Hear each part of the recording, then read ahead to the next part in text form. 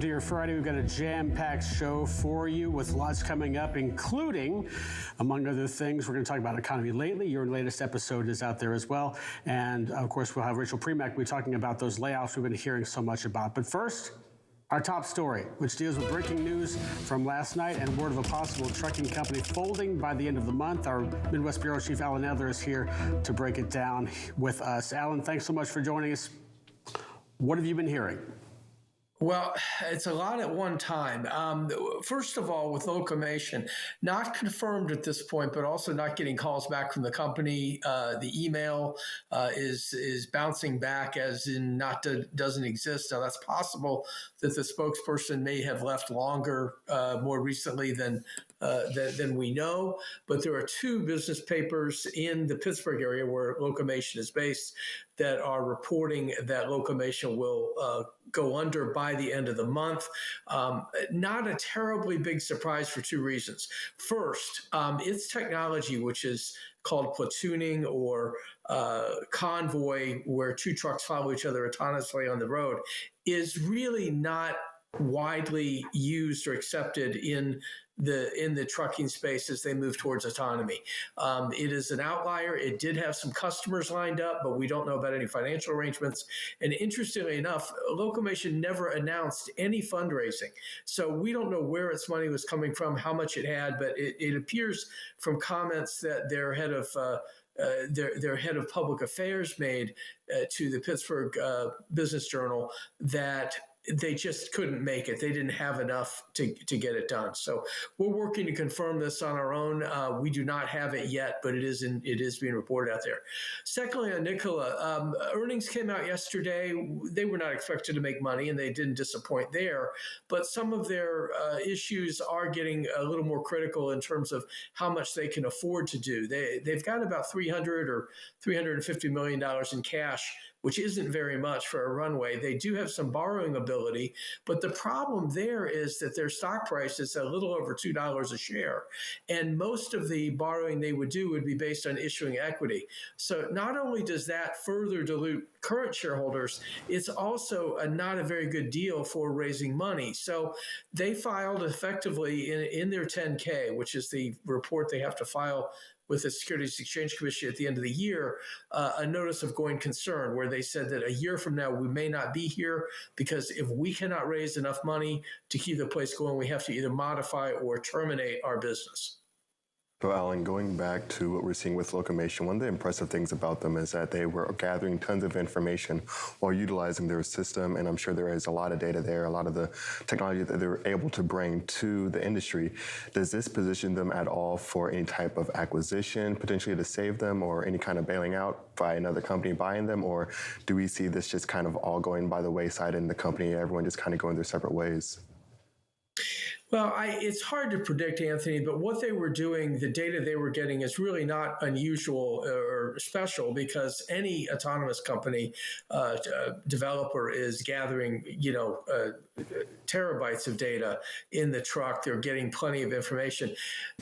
Locomation really sort of wagged a finger at companies that were doing level 4 autonomy, that is, taking the driver out of the truck.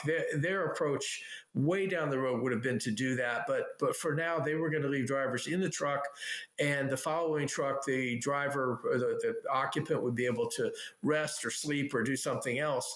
But they never really got past this idea of demonstrating it with two active drivers in the truck. There was a predecessor actually called Peloton Technologies. I'm not talking about the cycling company. I'm talking about a platooning company that also went under, because after around 2019, the major auto companies, trucking companies, were no longer interested in pursuing platooning in a major way. That's not to say there weren't some examples where it could have worked, certain routes and things like that. And as I said, Locomation has or had customers lined up, including Wilson Logistics, to work with the technology. PGT Trucking right there in Pittsburgh was another potential customer that was listed. So, it's really hard to say where this might go, but it doesn't appear to look real positive. Alan, as you look at the situation, obviously, with what we think may happen, actually, I logged on to Locomation's website last night, and it said that it was down for required maintenance, but it was back up this morning. Nevertheless, when you look at them and the kind of the path that they've taken, was there a misstep here, or was this a casualty of economic issues? A little of both, Bill. I think there may have been some hubris involved at Locomation. They believed they had a better mousetrap. They believed they could ultimately take on a certain portion of the autonomous space by doing platooning. It probably isn't a terrible idea, but it isn't the one that most people are looking at. Anyone that is keeping the driver in the truck for autonomy is missing out on that 40% cost savings, because that's the most expensive part of driving of trucking is the driver and the benefits and so forth. So we do have a Plus out there and some others that are pursuing technology that does keep the driver in the truck, at least for now. But long term, if this is ever going to catch on, it's going to have to involve those trucks being robotically driven. And at this point, Locomation wasn't that close to it. They had announced a lot of peripheral things, but very little in terms of real world testing. They had talked to me a couple of years ago about 4 phases. I think they were still kind of pre-phase 1. It was interesting that one of the Pittsburgh publications mentioned that just 2 weeks ago they were offering rides in the trucks, and now they're apparently shutting down. So we'll see what happens. We'll continue to pursue it today. And Alan, when we're shifting back to Nikola, of course, the instability happening within maybe 12 months from now definitely seems like a potentially long runway and a short runway at the same time. When we're looking at that 12 months, what are going to be some of the key things that need to happen? Of course, raising capital is going to be one of them, but are there any initiatives that really have to be successful? Yeah, Anthony, I'm beginning to think that Nikola may not go under. I think it may be acquired. The name BP keeps coming up these days. Interestingly enough, a couple of years ago, their first hydrogen partner was supposed to be British Petroleum, and they got sort of scared off because of all of the stuff with the Hindenburg report and some of the Trevor Milton drama and things like that, and they disappeared. But interestingly enough, and we had him on the Truck Tech TV show a few weeks ago, Kerry Mendez, who is the head of the energy business at Nikola now, the president of that group, is a former BP guy, and he worked very closely with BP's move into alternative fuels and things like that. So could BP be a buyer perhaps for the hydrogen portion of Nikola? There's any number of things that could happen. I don't believe Nikola goes under. I think Nikola basically either gets purchased or acquired. Now, the critics will say they don't have that much that's that original, but what they do have, and Jeff Osborne from Cowen mentioned this in a note yesterday, they do have a pretty substantial lead in the fuel cell truck space, and arguably with some of the partnerships that they've created around making and distributing hydrogen. These are all heavy lifts, and it's an awful lot for a company to be doing at one time, especially one that is not well capitalized. Alan, looking at Nikola, with them coming out with this announcement, some may say that saying this now, saying we don't have money for 12 months to go, is that perhaps a signal to other people saying, hey, we might be for sale? I don't know, Bill. That's a good question. I couldn't answer it. It might well be, and I can't imagine that there's not some discussions of all kinds going on. I mean, their chairman, Steve Gursky, is a deal maker of the first order. I mean, he offered Nikola to a piece of Nikola to General Motors back around the time of right before the Hindenburg report came out in 2020, and all heck broke loose there. But, I can't imagine they're not talking to people about either, equity or something that would keep them moving. I just, they're still swallowing hard on this Romeo technology purchase. They bought their battery supplier. They're trying to integrate that. They're constantly. They had literally 5 different pieces of news this week, a couple of which will be in Truck Tech later today, that we just didn't get to. I don't know if we would have written separate stories anyway, but they're continuing to move forward, even though the financial picture is very, very questionable. Awesome. Well, Alan, thanks so much for joining us this morning. Also, have to mention your Truck Tech segment. Can you tell us a little bit about this upcoming release and what you're expecting in the coming week? Yeah, we caught up, Anthony. We caught up with Peter von Schmidt, who is the new CEO at Torque Robotics, when we were at the Manifest Supply Chain event in Las Vegas a few weeks ago. Had never met Peter. He was integral in Daimler Trucks. Controlling interest, taking a controlling stake in them. And it's just a little bit of an interview with him. We also have some other industry news that, lots going on out there. Republic Industries, they make refuse haulers, or they buy them. They don't make them. They cut a deal this week with Oshkosh, and there's a name that should sound familiar simply because they swept in. And it was kind of a surprise winner for the postal vehicles. So a little bit on that, and some other stuff. But yeah, Truck Tech will be out later this morning. All right, Alan, so great to have you with us. And again, of course, the show coming up on Wednesday and the newsletter coming out later on today. That is Truck Tech coming up on Wednesdays. Alan, thanks so much for joining us. Thank you. All right, let's kick it over to the wall and our first carrier update of the day.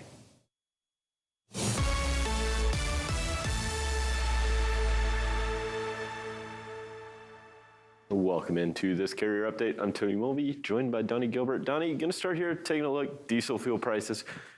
We've talked about this quite often, not so much this week with Global Supply Chain Week, but really seeing rack prices come down after that little spike that we saw throughout January. Guess what? It means the retail prices followed suit, continuing its decline lower. I mean, it's still falling about that 1 penny a day, but it's a welcome sight. My truck's on empty.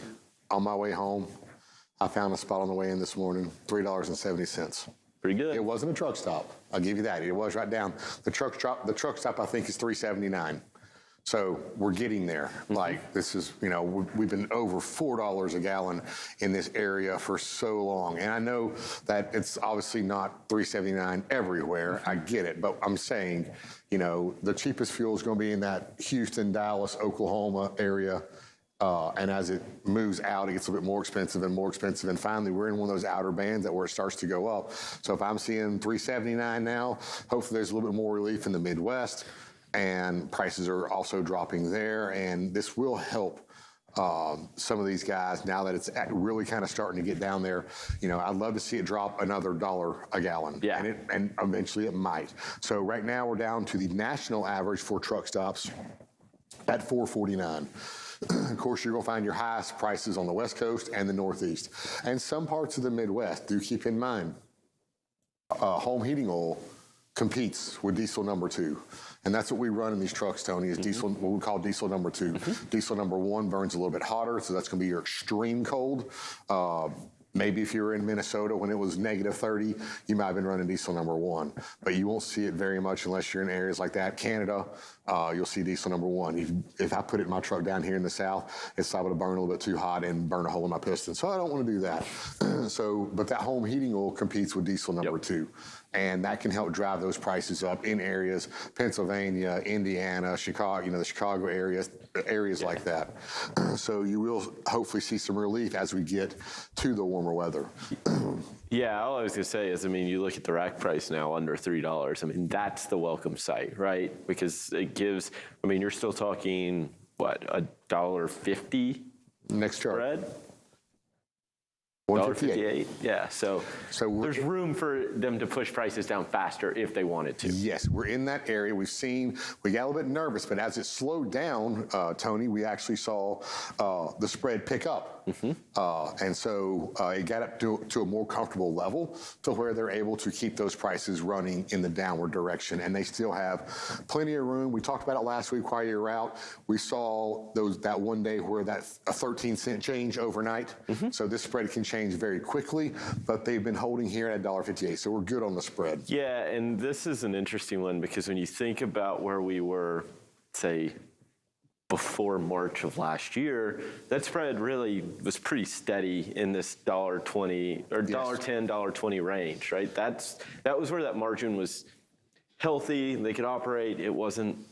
Now they're they're obviously more comfortable when that's up at $1.40 because of the volatility that they're facing on the cost side, on that Yes. rack price side. If you look at the rack price going back in the time period that you were talking to, we knew when it got below about $1.10, around $1, that prices were going up. When it came back up, we knew prices were going down. It was pretty easy to gauge. But if you look since March, the rack price up, down, up, down, up, down. For them to be more comfortable, like you just said, they've pushed that range up to above $1.20, maybe this around this $1.25 range, to where when it starts to get down around here, they start pushing prices back up now instead of down here at the $1.10 mark. Yeah, basically they're saving themselves from, if it's $1.25 versus that thing falling to 80 cents, right? Yes.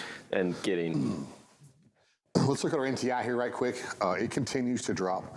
We saw this is in the blue is our NTID, the daily. So it's Thursday and Friday, it bounced back up, or Wednesday and Thursday, it bounced back up, but it's only bounced up to 241. And again, our peaks now are where the quote troughs were back here in early February. Yeah. And you see the green line here is our 7-day rolling average. We're now down to 237. Yeah, I mean, we're talking, what, since the 23rd of January, you're talking, what, 18-cent decline? So. And if you look at our predictive, 30-day predictive, this is liable to drop about 15 more cents as we get through the month of March. Yeah. So tough times are ahead, and we lose this 15. Right now, I think they're very close to break even. You take out 15 more cents on the spot market, they're going to be in the red. Absolutely. Well, Donnie, thank you so much for this update. We'll be sure to check in with you again a little later. Right now, we'll hand it over to Bill Priestley. And here's your first check of headlines for this Friday. Port Logistics Software as a Service provider Blue Cargo announced Thursday it has closed on a $11 million funding round led by Soma Capital and Left Lane Capital. This will continue providing visibility to terminal operations for its shipper and carrier customers looking to expedite the container pickup and return process while also avoiding demurrage and detention fees. The Covina, California headquartered company was founded in late 2018, and when the COVID-19 pandemic hit, those areas of inefficiency grew exponentially throughout 2020, escalating the need for visibility into drayage operations at the Los Angeles and Long Beach port terminals.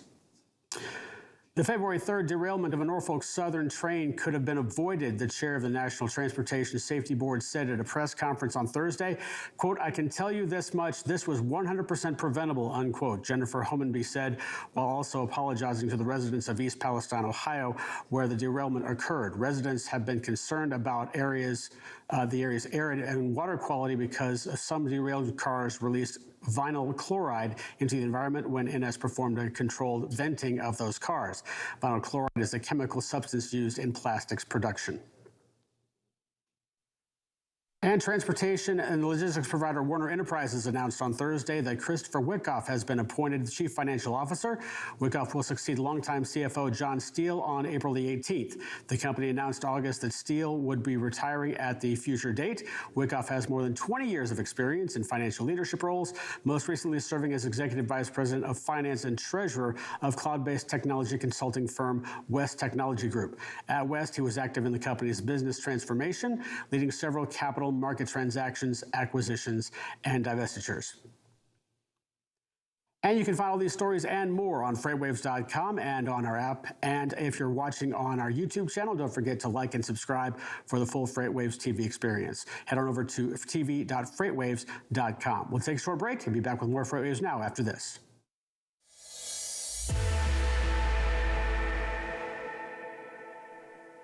The 2023 Freight Tech 25 list is filled with meaningful innovators from across the industry who are helping shape what the future of supply chain will look like. Check out the full list of these companies and all the latest Freight Tech news at FreightWaves.com. From the truckload quoting page within TieTMS, you can create a new shipment to instantly display your historical lane average alongside all of the market-leading rating intelligence tools. In just a few clicks, you can adjust the quote, add your margin, select your quote response template, and email an official quote right off to the customer from the same page.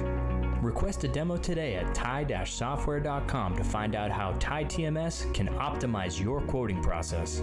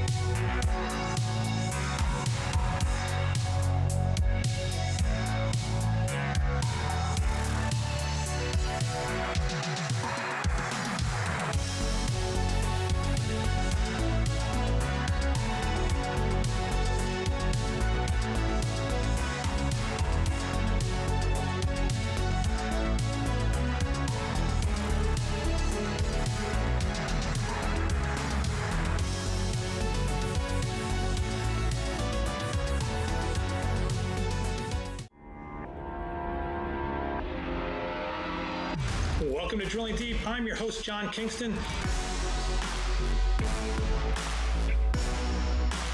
Drilling Deep is the place where we talk about oil and we talk about diesel, and you have to drill to get oil and you have to get oil to make diesel, so that's why we call it Drilling Deep.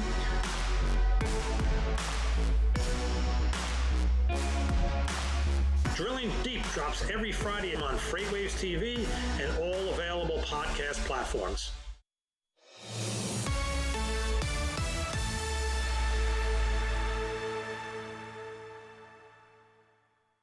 Welcome into Social Roundabout, everyone. I'm Isaiah Buchanan, and this is a segment where we take a look at what's trending on social media. Where there's this new trend on TikTok using the sound from the song Dumb Ways to Die. And basically, it just shows people who are doing dumb things that would cause them either to get hurt or potentially killed. And there's a truck driver who just recently posted one. Take a look at his video. The 2-week-old unrefrigerated pie. Dumb ways to die. The 2-week-old unrefrigerated pie. Do not brake in front of a big rig. They will not be able to slow down. Not a very smart thing to do. Maybe sort of a stupid thing to do. That driver probably would not be able to get hired at Santino's Pizzeria up in Columbus, Ohio, because they are apparently now hiring non-stupid people. They posted this sign at their restaurant on Tuesday, and as you can see, it says, now hiring non-stupid people. And this has helped their restaurant to go viral. It was intended as a joke, but some people are kind of upset about it because it just kind of triggered them a little bit. I thought it was kind of funny, I mean, I wouldn't take this as a personal, like, oh, I'm stupid, you can't hire me. But, a lot of people were calling the restaurant to complain to the managers about this sign, saying that it should be taken down. But I believe that Santino's Pizzeria is standing by it. They also have a sign inside the door that's neutral that just says, we're now hiring. So it's just a little funny joke that they're doing. They're actually not the first company to do this. There was a pet store out in Texas that has also posted this, and they also got some slack from it as well. So, but it's a funny little thing there. They're not hiring stupid people, and that driver probably wouldn't be able to make it in. That's all I have for this edition of the Social Roundabout. Right now, I'm going to toss things back over to Bill and Anthony. Awesome, Isaiah. Thanks so much for that. I don't think I'm qualified to work there. I don't have a problem with them describing them as non-stupid people. I mean, is that an issue? I think that's the goal. Stupid people, I guess. All right. Anyway, go ahead. No, well, we're now going to welcome on our next guest, and that's our very own Clarissa Hawes, and she's going to be talking about the impacts of the pandemic on the pharmaceutical industry and transportation of that. Clarissa, thanks so much for being here this morning. Thanks for having me on today. So Clarissa, jumping into it, what have been some of the top shifts that we've seen from the beginning of the pandemic and the midst of the pandemic to now that we've seen on what that has had on what we're seeing in the pharmaceuticals area? Sure. And, like before the pandemic, the whole supply chain really wasn't, everybody knew that there were problems, but they weren't massive to the scale that would happen during the pandemic when, a lot of manufacturers were relying on goods coming out of China. And then as the province of Wuhan, as far as the pharmaceutical industry, a lot of the generic drug makers, that's where their products, were manufactured. And so when that happened, it just exacerbated an already existing problem.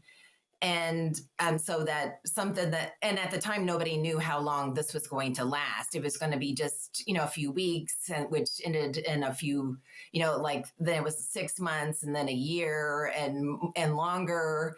And some of these generic wholesalers and manufacturers were struggling to compete against the top three wholesalers in the world. And so as some are saying, well, what was the solution? And obviously it was, let's bring, a lot of this production back to the U.S. and start manufacturing, the main, chemicals and the drugs here.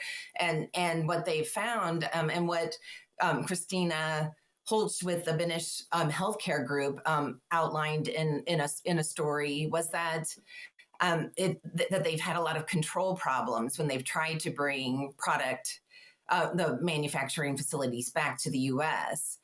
And so that even despite all of the delays and shipping costs and everything, that it's still for her customers a better option right now is still to rely on what's coming out of China and India, or find or try to source other manufacturing facilities. But she highlighted like the whole approval process, and that it can take years for the facility to even pass those initial inspections to even be able to manufacture the product. And then it's all of that China and India have 80% of the main components needed for these to make these drugs that her clients sell to the pharmacies and everything. So that's been an ongoing issue that they're still it's going to still be a few years before all of that is kind of sorted out.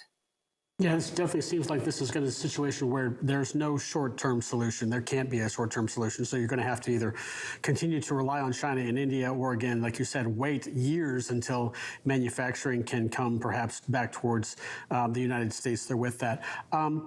Given the situation that what the U.S. now realizes through the pandemic that they have to be outsourcing drugs and manufacturing of drugs from China and India, and that is going to take a long time, does this present a scenario where now this is more of a international or national safety issue or homeland security issue? As say, for instance, when a pandemic comes, if we're not able to get drugs in, now do we move to more of a just-in-case scenario where we start buying a lot of these drugs and just basically warehousing them if in case we have a situation like that again?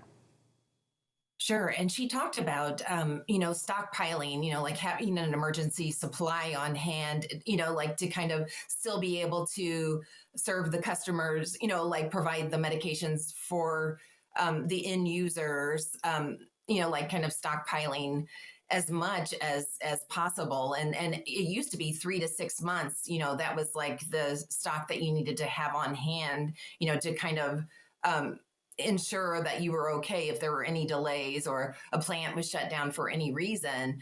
But yes, now, like it's unknown how long, maybe it will take to get some of these products and two, it's like the geopolitical tension also with China right now, which, also where these facilities are at, like it's unknown, how long they're going to be able to continue to get some of their production out of China. So yes, they're definitely they're looking at other ways to manufacture and the wholesalers as well, but there's no short-term solution. I think everybody's still looking for that magic fix and how to fix this kind of fractured supply chain.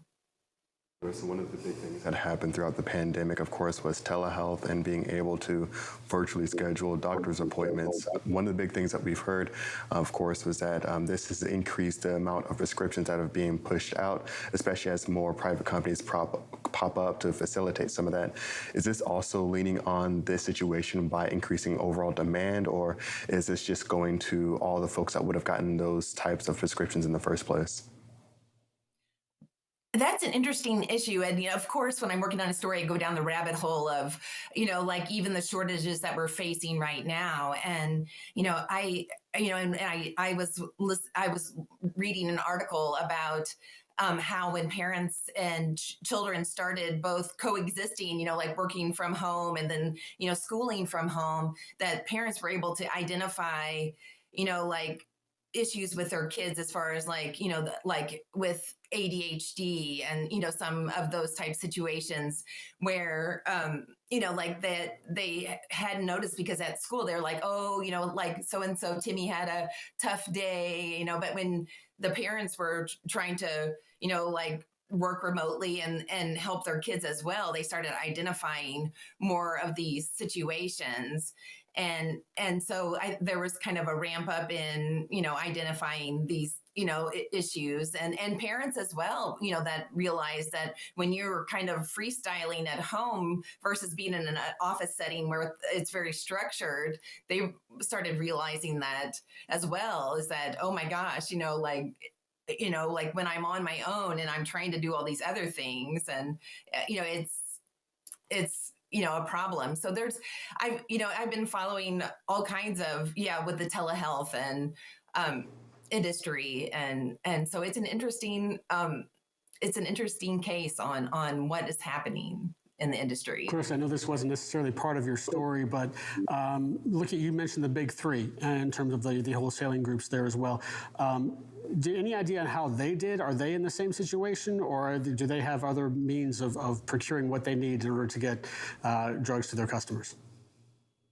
They have definitely been hit as well, but not as much, like they have way deeper pockets, as far as, like expediting,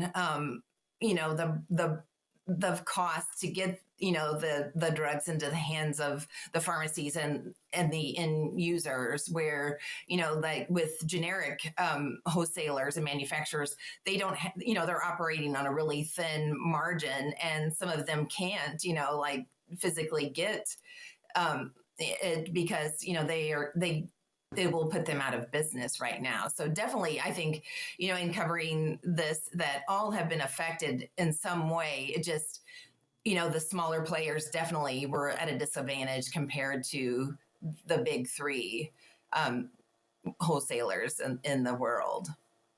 Awesome, Clarissa. Thanks so much for joining us this morning. We'll for sure follow up with you as the story continues to develop. Okay, thanks. Well, if there's one thing that I'm sure the U.S. won't allow, is going to be a shortage of their drugs. So I'm sure there'll be a solution at some point here. But right now, we're going to take a short break, but we'll be right back with more FreightWaves Now.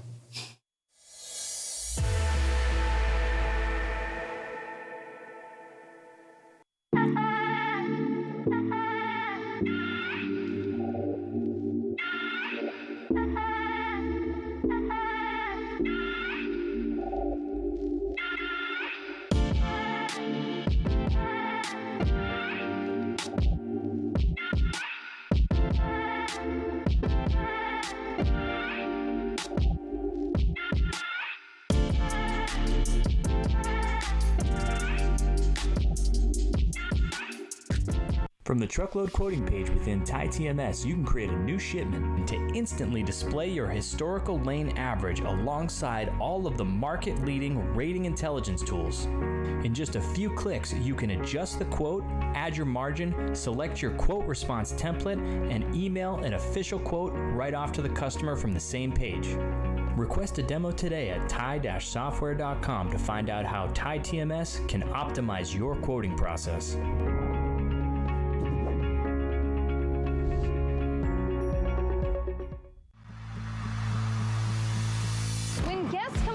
Like F3, we know what they want is a chance to show off their products, their swag, and make new partnerships that will last until our next FreightWaves event. But the problem is there are so many industry events, it can be so hard to find the right one to invest your time and energy in. We at FreightWaves take your investment seriously. Which is why we brought together thousands of industry professionals in one city over 3 days to showcase all you have to offer. Because your successful connections at an event like F3 move all of us forward. Don't believe us? Join us in June.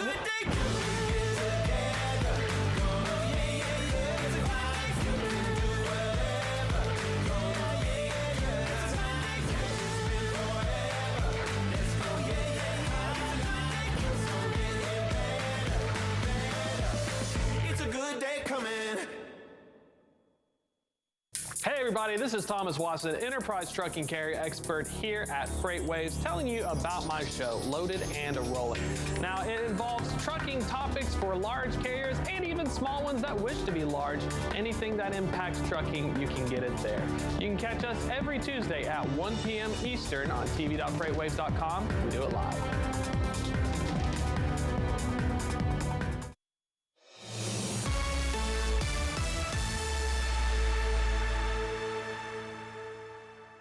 Welcome back to FreightWaves Now. In this carrier update, Donnie, going to start looking here at what's going on in the freight market. Last time we talked about diesel prices, talked a little about spot rates. Spot rates obviously on the decline. Why is that? Well, rejections are at 3.4%, but volumes did pop back a little overnight. Yeah, so it was concerning, and I'm happy to see this, but we had volumes going down, down, down, and then we saw our first 9,995 drop right below 10,000, and I was worried that it was going to continue on down. We've seen it bounce back. Of course, it is the end of the week, and we're, 6 days away from... Not even 4 days away from the end of the month. Yeah, today's the 24th. I think it's 22nd, so sorry. I might be here tomorrow by accident. Anyways, so here's the 24th. We're getting near the end of the month, which will be at the beginning of the week, so we might see some volumes bounce back. Obviously, what's concerning is, but we see this a lot in February for volumes. We started with volumes in February. We're going to end the month lower in volumes, and then, of course, we'll drop into March. Hopefully, March we can see maybe some rebounds, but we'll see. We're going to start seeing a little bit more produce start to enter in on the... I don't want to call it the reefer side. Not all produce is run by a reefer. When we start seeing this produce come up from Mexico, especially a lot of the onions, and then also some potatoes, they're not always ran on reefer. Remember, it's kind of cool. Well, it's supposed to be cool outside. It is almost 80 here today. But when it's cooler, in the cooler months, you can throw them on flatbeds. You can throw them in a dry van that's vented. You call a vented dry van. It has a little vent there at the front, a little door at the very back, so the air can flow through. If you're running at night, if you're picking up in Laredo at 8 p.m. and you're delivering to Dallas the next morning and you're running through the night, not going to get very warm either, so you may not need a reefer. So we might see these volumes hit flatbed markets, flatbeds with sides on there. You might start seeing them hit some flatbed markets. You might start seeing it hit some of the dry van markets and some of the reefer. If you're going from Laredo to Boston, they may throw it on a reefer, not really have it on, just kind of protect it some from the outer elements, and that be it. So we could see some influx of volumes from South America and Central America next month, and then we'll see it die back down a little bit, and then we'll see it start picking back up in, end of May, April, May-ish, and then obviously the big time during June, up to the peak in 4th of July. Yeah, I mean, I'm looking at this, right? And from the volumes, obviously, the bounce back's good to see, even though it's still well below where we were. I say it's well below, but it's a few hundred points, index points. The decline, and it's really not as severe as it looks here, because, I mean, we were talking 40 basis points in the past month. Not a big move by any stretch, but we keep hitting newer lows on the rejection rate. Well, let's go to the next chart. We'll burn through this one right quick, and then we'll get to that. Just to show you what's moving, it was more of an increase in dry van than it was in reefer, but a little bit, both of them kind of help push back and get that above 10,000. But let's go to the next chart here and look at these rejection rates. And this is what you're talking about, that average. Here in the blue line, we have dry van. In the green, we have reefer. Dry van, it came back up just a little bit, but it's down to 3.28%, which is extremely low. But look at reefer. Reefer just dropped below 4%. I don't think I've ever seen it that low. I don't even know if it was that low during, I mean, I think it touched that low during the shutdown in COVID, but that was the only time it was ever even close to this level. During the shutdown, it hit, I think, 2.8%. Okay. But, I call that an extraordinary event. That should actually be taken out. Do not count that. And if we do not count that, these are record lows. Because that one hit that we got below 3% because the economy was shut down, and that will never happen again. So disregard that one. We are at a historic low.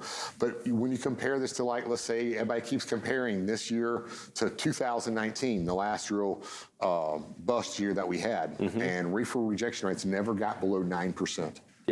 But again, we didn't have fuel prices that were that high either. So with these high fuel prices, that's the extra barrier that's pushing these down for both dry van and reefer. If we can see diesel fuel drop another $1.25 at the pump on average, then that could help turn this back around too. Yeah, right now there's no incentive to leave your contracts. And because if you think about contracts versus spot being that all-in rate, contract being the rate, that line haul rate plus fuel, look, they're pretty close when you add in the fuel on the spot side to that line haul rate, but then you're adding another 60, 70 cents Exactly. On the fuel surcharge. Per mile. Yep. So. All right, when we come back, we're going to look at some data for produce and see what these produce lanes are, and we'll get going with those. Absolutely. Well, Donnie, thank you so much for that. Right now, we'll hand it back over to Bill and Anthony.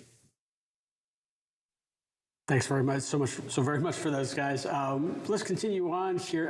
Anthony, do you remember, say, for instance, when you were like in 5th grade and you had that oral presentation and all of a sudden that one kid came in and they've got like 15 poster boards and all this data and everything? Yeah, their parents did it. We have someone who may have just done the same. Andrew Lockwood joins us now from Orlando, Florida, the Senior Director of Managed Logistics at South Global Logistics. Andrew, thanks so much for joining us. You've done some research here. We're going to be talking about kind of the economics of the supply chain and where you should be going with it.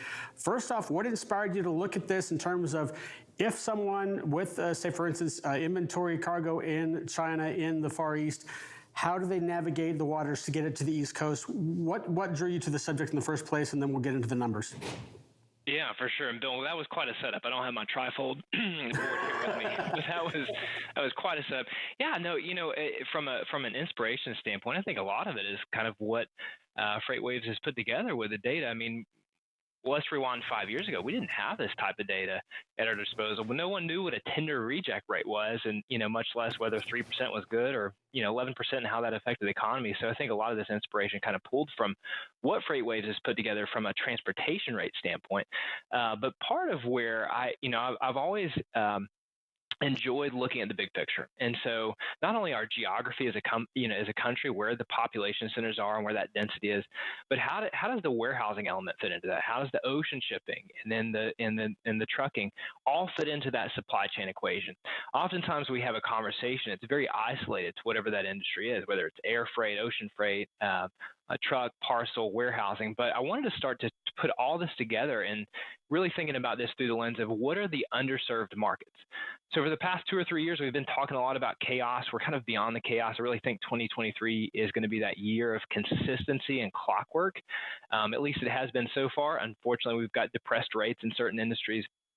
But just, in summary, a lot of what my research exposed from looking at warehouse vacancies and new builds on the warehouse side, looking at current ocean rates and current trucking rates, is the central U.S., specifically the Houston, Dallas, Memphis markets, are kind of underutilized. And I think that could be a huge gem for supply chains that are trying to figure out where to best position themselves this year.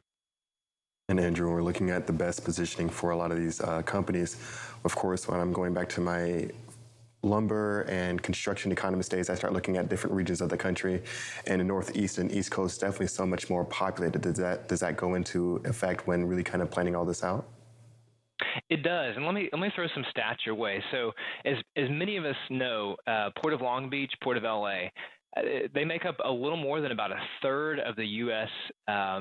TEU counts. So if we look at the top 9-10 ports, they're at around 38% of that total going through the West Coast. Now, if we divide the country into 3 regions, East Coast, Central, and West Coast, and think about it from a proximity to port standpoint, is kind of how I did it by state, 21% of the U.S. population lives in the West, yet more than 50% of the total inbound traffic from Asia comes through the ports of Long Beach, LA, and SeaTac up in Washington.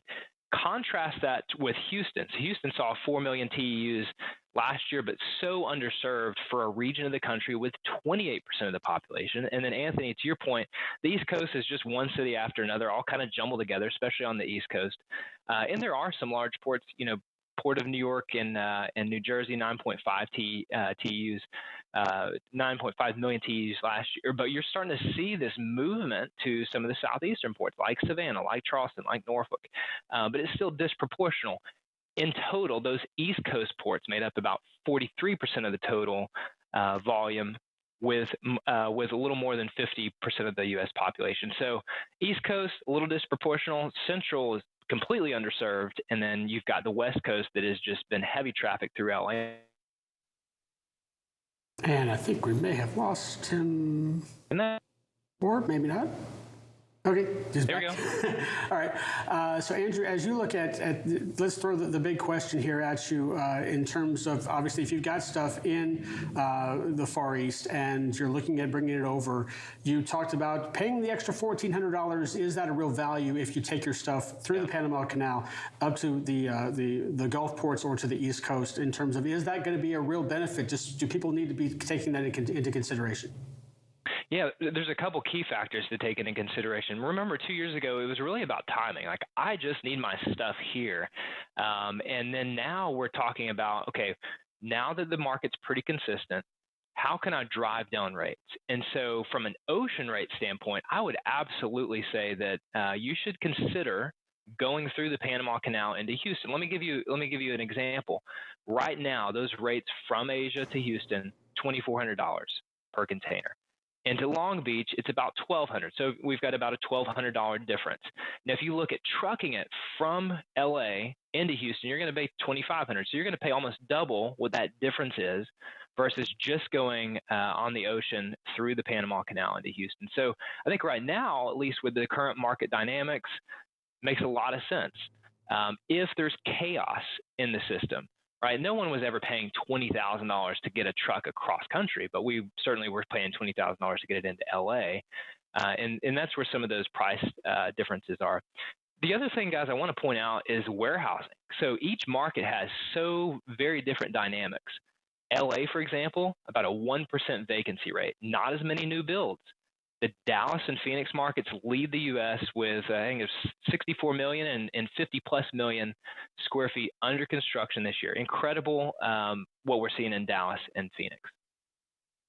And Andrew, when you're looking at some of the most underutilized markets, does that kind of go into effect with really the positioning of where some folks can really make some savings here? Because I'm thinking, like you said, to your point, we were just looking to pull stuff into the country before, but now we have to be so much more efficient just because we're looking at where rates are. Exactly, and the rates are certainly one part of the discussion, but speed to market is another, Anthony. And so if you kind of approach the U.S. as a blank map and say, I want my product in the hands of every consumer in the U.S., where are the best points to put it? And I would absolutely say you need to put a push pin somewhere in Texas, whether it's Dallas, whether it's Houston. That gives you a 2-day transit to most of the central U.S. You're always going to have L.A. or somewhere up on the California coast. Going to be a more expensive market, but if you want to serve the West Coast, you've got to do it from there. And then on the East Coast, you've got options. You've got Atlanta, you've got Charlotte. Memphis is still a pretty cheap market and there's a higher vacancy rate there. You've got Miami and some Florida regions, and then on up the East Coast it gets a little more expensive, but there's some vacancy there. So, that I don't want to underestimate the importance of speed to service and the quality aspect, because it's all very dependent upon your supply chain dynamics. But it's something definitely to take into consideration along with rates. So, Andrew, as we look at the situation from, say, an entirety standpoint, who really needs to be concerned about this, perhaps if they want to look at their overall supply chain and they're trying to save as much as they possibly can, certainly in these economic times as well. So who needs to take this into consideration? I'm imagining especially those who are looking for customers that are going to be in the central and eastern portion of the United States, if they haven't done so already. Yeah, your larger companies, your CPG companies, those inventory or those companies that are looking to build inventory where this is not timed, definitive things, like that's where I would absolutely take advantage of these strategies right now and looking at rerouting some of your stuff through Panama. Test the waters, right? You may have the muscle memory of going into LA and Long Beach because that's what you've done for the last 3 years. But what I'm saying is get with your freight forwarder, your broker, and start looking at different options and testing those waters to build relationships in the central region, in the East Coast region to save you dollars. It helps diverse your supply chain. There's a lot of benefits there. So, I think the companies that have kind of a lower gross profit margin there that are really looking to save a buck or two in the logistics area this year, I would absolutely try that approach. Andrew, got about 45 seconds left here. In terms of looking forward, you mentioned if chaos is a part of the equation, then you should certainly look at this. But what if we get to a situation where, God forbid, things turn normal for a second or so? If things do kind of become consistent, is this still the map to follow? I think so. I see kind of a stagnating dynamic in the overall supply chain industry, that it's trucking and ocean and so on, for the next at least couple of months, right? So we've seen rates continue to, I mean, they really haven't changed a whole bunch over the last 4 or 5 months. I don't see that changing a whole bunch unless chaos is injected into the system. So I think that is the positive silver lining, Bill, is maybe while the rates are depressed, try the strategy out, give it a couple months, see where it takes your supply chain, especially as companies are looking to recover and build some inventory and maybe shift a little bit from just in time to just in case, with different options, different levers that they can pull down the road. I think this is a great conversation that a lot of companies should be taking on and implementing internally. Andrew, thanks so much for joining us this morning and talking about this subject. Thank you, guys. Right now, we're going to take a short break, but we'll be right back with more FreightWaves Now.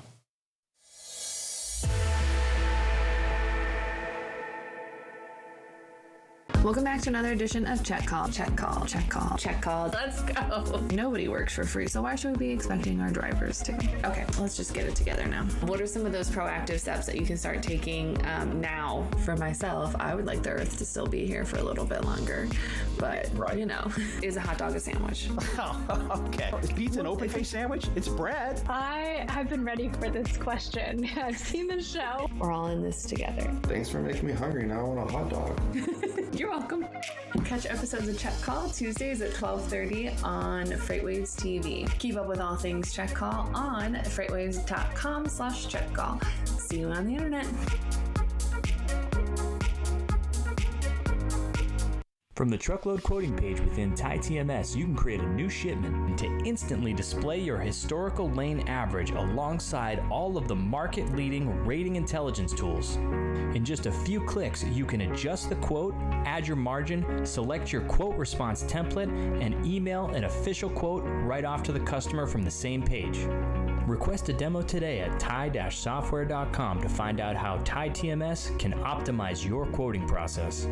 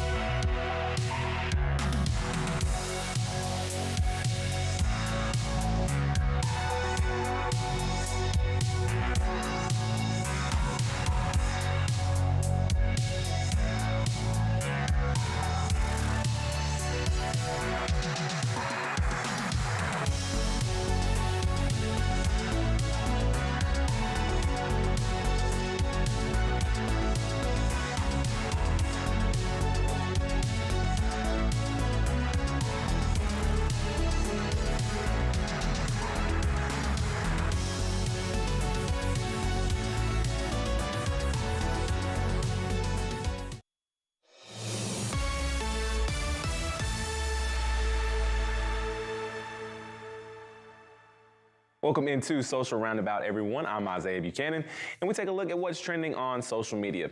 Well, we know that AIs are becoming more and more popular. ChatGPT is one of the more recent ones that people are starting to use, where you can have a conversation back and forth with this AI.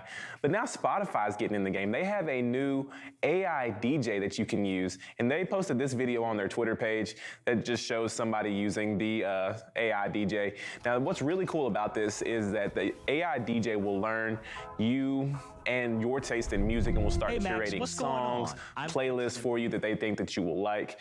And it's a lot, if you're not feeling the vibe that the DJ is deciding to give you, you can always hit the DJ button and it'll switch it up. And the more that you listen and the more that you like or dislike songs, then the recommendations that the DJ gives you will become more curated to what you actually will like. Now, it will sort through the latest music, and it'll even bring back maybe some songs that you haven't listened to in a couple years, which is really cool.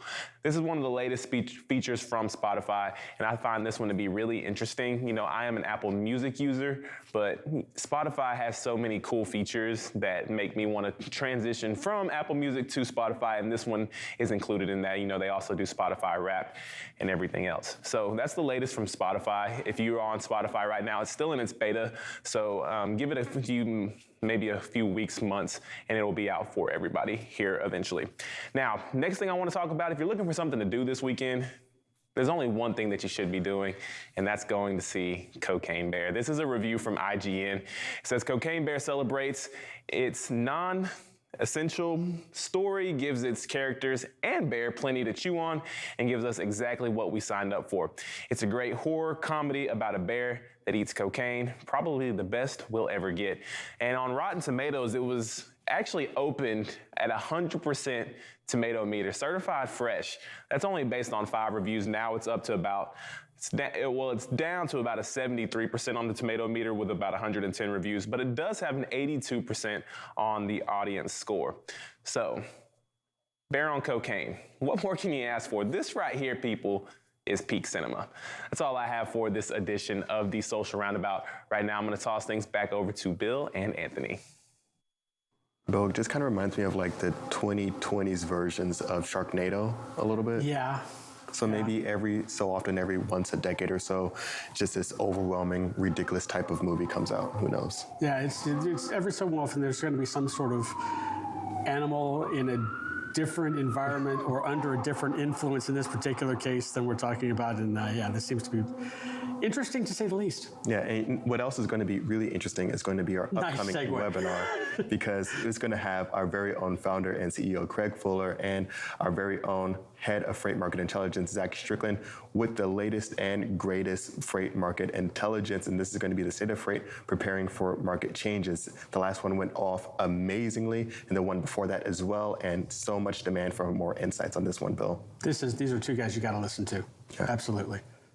Right now, we're going to take a short break, but we'll be right back with more FreightWaves Now after we look at the last 24 hours in the market.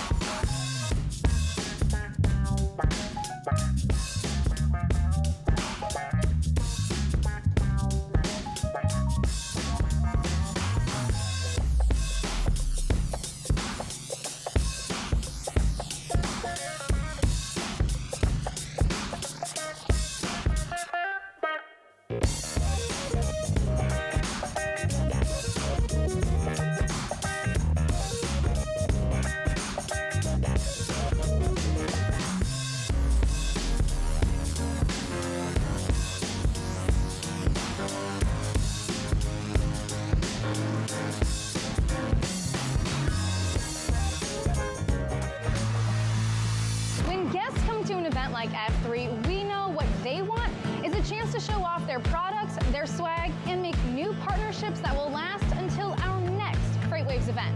But the problem is there are so many industry events, it can be so hard to find the right one to invest your time and energy in.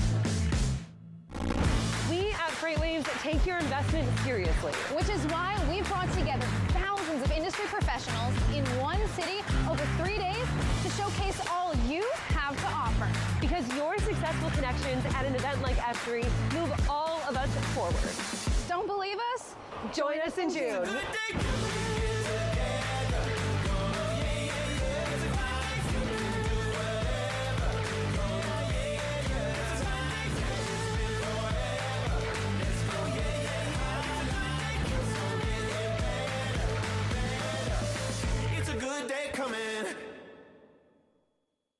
From the truckload quoting page within TIE-TMS, you can create a new shipment to instantly display your historical lane average alongside all of the market-leading rating intelligence tools. In just a few clicks, you can adjust the quote, add your margin, select your quote response template, and email an official quote right off to the customer from the same page. Request a demo today at tie-software.com to find out how TIE-TMS can optimize your quoting process.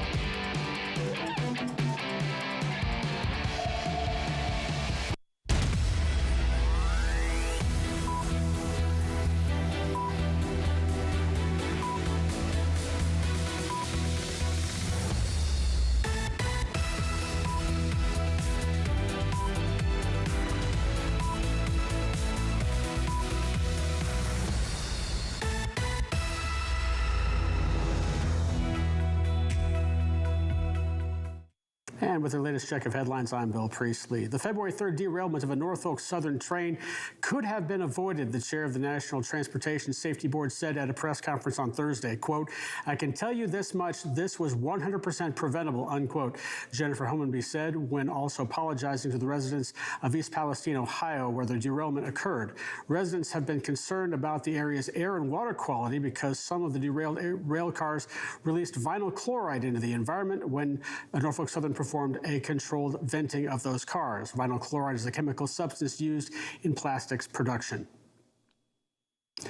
Transportation and logistics provider Werner Enterprises announced Thursday that Christopher Wickoff has been appointed Chief Financial Officer. Wickoff will succeed longtime CFO John Steele on April the 18th. The company announced in August that Steele would be retiring at a future date. Wickoff has more than 20 years of experience in financial leadership roles, most recently serving as Executive Vice President of Finance and Treasurer of cloud-based technology consulting firm West Technology Group. At West, he was active in the company's business transformation, leading several capital market transactions, acquisitions, and divestitures. Norfolk Southern has released a sick leave agreement for members of the Brotherhood of Maintenance of Way Employees Division.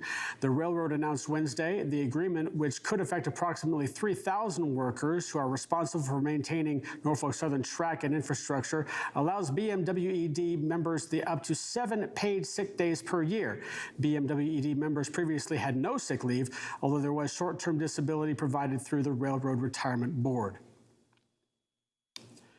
An unprecedented flood of new container ships is about to enter service. Greg Miller reports that the pace of deliveries will pick up in earnest next month, surge much higher in the second quarter, go higher still in the second half, and even higher throughout 2024, and stay strong in 2025. The change will be obvious from mid-March, Alpha Liner analyst Stephen Berbenakos told American Shipper, adding, "This new building wave is occurring at a time of shrinking demand. Maritime Strategies International estimates that deliveries will total 717,900 20-foot equivalent units in Q2 2023, up 62% sequentially from the current quarter, with deliveries rising to 764,800 TEUs in Q3 2023. And cargo flow remained constant at ports of Houston and Corpus Christi, Texas, but slowed slightly in New Orleans due to lower breakbulk and container shipments during the month of January. Port of Houston container volume dipped 1% year over year in January to 319,990 20-foot equivalent units compared to the same month last year. Imports of steel were up 17% year over year in January at 514,000 tons. Port Houston also saw a 31% year over year growth in export-loaded containers, totaling over 113,000 TEUs. Full import containers were down 6% year-over-year in January to 149,400 TEUs. And you can find details of these stories and more on FreightWaves.com and on our app. And if you're watching on our YouTube channel, don't forget to like and subscribe for the full FreightWaves TV experience. Head on over to tv.freightwaves.com. Right now, let's shift it back over to Anthony Smith, who brings us our next live guest. Awesome, Bill. Thanks so much for that update. Right now, we're bringing on our very own Rachel Premack. Rachel, thanks so much for being here this morning. Thanks for having me on. So, Rachel, one of the big things, of course, that we've heard throughout our industry is around layoffs. There's been so many happening, announcements, things like that. From a top-level view, is there one specific thing that's really causing all this? Is this something that, of course, we've all been talking about and expecting for some time, or is this kind of some underlying conditions that hasn't been really kind of spoken about just yet?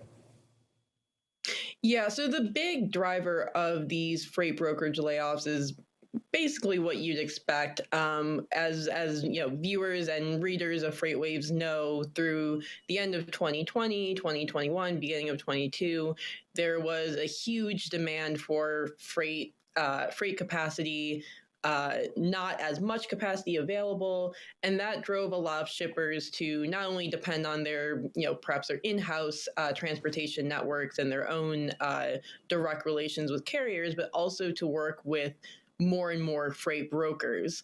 And as we all know, through the spring and summer of 22, that demand for durable goods really started to fall. And as a result, there was less demand for this freight capacity and for freight brokers.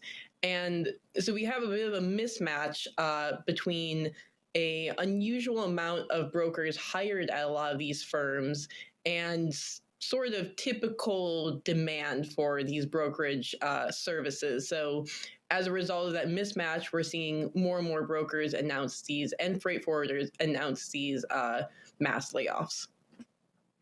Rachel, as you look at the situation, that's obviously a very practical explanation in terms of when you look at the steep incline and then, of course, the steep drop that we saw here recently. But looking at it from a full sense of perspective here, was this a situation where companies, say, for instance, saw an opportunity to make a big haul, they hired a bunch of people, they tried to make as much money as possible, knowing that on the back end, perhaps, this market was not sustainable and they were going to have to come to this conclusion anyway? Is that what we're seeing in terms of some of these employers and what they did with their brokerages and hiring so much at the forefront? Yeah, absolutely. So a lot of the brokers who I did reach out to for this piece who did have these big layoffs, they did mention in their statements, yeah, we knew that the market was eventually going to turn, what goes up must go down.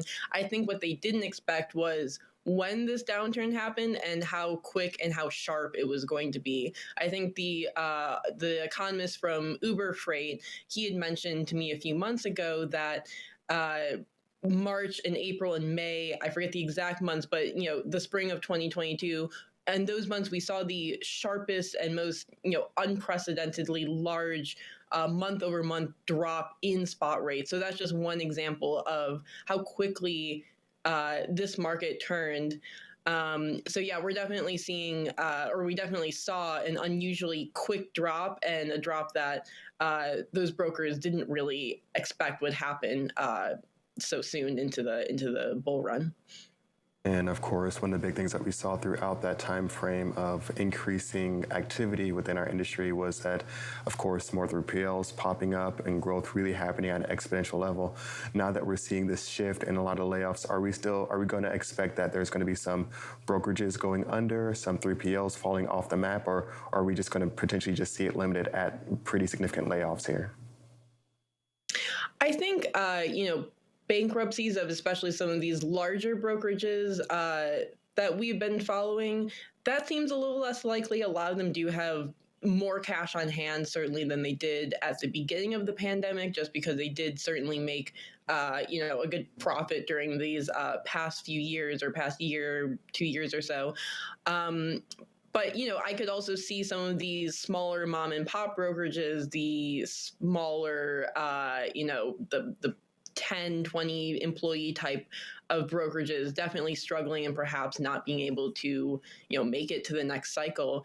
On the other hand, one kind of interesting quirk, I guess, of the freight brokerage market is that these lower and lower spot rates can be a good thing for freight brokers, because as spot rates decline, their margins increase because they're paying less for these trucking services, but they might be receiving the same amount of money from their shippers or clients. But because the overall, I guess, the pie has gotten smaller, so even though their piece of the pie has gotten larger, it's still not enough to make up for these issues they may be having. Rachel, it looks like from some economic prognosticators, including us here at FreightWaves, that we're going to see either a leveling off or maybe even some sort of slight growth in the near future. People are looking Q2, second half of this year, so forth, but we still haven't hit the bottom of this as yet. Did you get a sense with talking to people that there may be more layoffs still to come? Yeah, so these freight brokers and forwarders in their Q4 earnings that they've had the last few weeks, they've mentioned, the first half of this year is still going to be rough. Still trying to figure out where the bottom is. We've seen some data showing already that we've already hit the bottom in terms of spot rates, but contract rates still may have, a bit more to fall still. So definitely still could be more layoffs to come. We've already seen just in the past week or so, Coyote, Convoy, those big brokerages already announcing layoffs. So I would not be surprised if we saw additional layoff announcements coming in the next few weeks or a few months. Situation, do you see any subsector within our industry that will be impacted the hardest? I know we're looking at LTL, truckload. We're looking at reefer not too long ago on our sonar charts, looking at how loose capacity is there. Maritime, are there any areas from a brokerage standpoint that would be hit a little bit hardest? Yeah, I would say definitely on the international side. This is more on the freight forwarding side than the freight brokerage side, but it seems that international players are especially challenged at this time. C.H. Robinson, for example, when they had their layoff of about 650 employees last year, a lot of those were focused in their freight forwarding division rather than their surface transportation division. Expeditors International, a leading freight forwarder in the space, they announced their earnings earlier this week, and they said that their operating income for Q4 was actually down 47% from the Q4 of 2022 or 2021 rather. So it's definitely those international players that are especially challenged amid the war in Ukraine and some of these lockdowns still happening or just finishing up in China and elsewhere in Asia. Rachel, one of the things we saw in the Great Resignation was the fact that a lot of people like to switch jobs to maybe get a raise or move on to different areas. Obviously, with these hiring practices that we saw at some of these brokerages bringing people on, is this now a cautionary tale? Say, for instance, when good times come back again and all of a sudden the hiring comes back, are people going to think twice about possibly going there if they think that they're just going to be let go in a situation like this where the market just unfortunately couldn't support them? Yeah, I mean, I could certainly see if. Freight is definitely a boom and bust kind of cycle. So I could imagine that a lot of people at a certain point are going to say, like, I need a little bit of stability. I'm gonna maybe go somewhere that's not doesn't have these crazy ups and crazy downs. So that would definitely make sense to me if the amount of people. I mean, it's interesting because freight brokerage is definitely a field where it seems like it's there's a lot of interest among recent graduates, young people. That's kind of my impression I've had walking around brokerage floors is that it's definitely skews a little bit younger. And I think that makes sense. It's kind of it's a difficult field. It's a lot of work. It's a lot of energy. So I think it makes sense why we eventually see people say, okay, I'm gonna do something a little bit more steady at a certain point. A lot of great points today, Rachel, and amazing insights, especially around the international side. I think that's one of the areas a lot of people got to talk about. Thanks so much for joining us this morning, and we'll be sure to follow up with you as this develops. Thanks for having me on. Right now, we're going to head over to the wall for our next carrier update.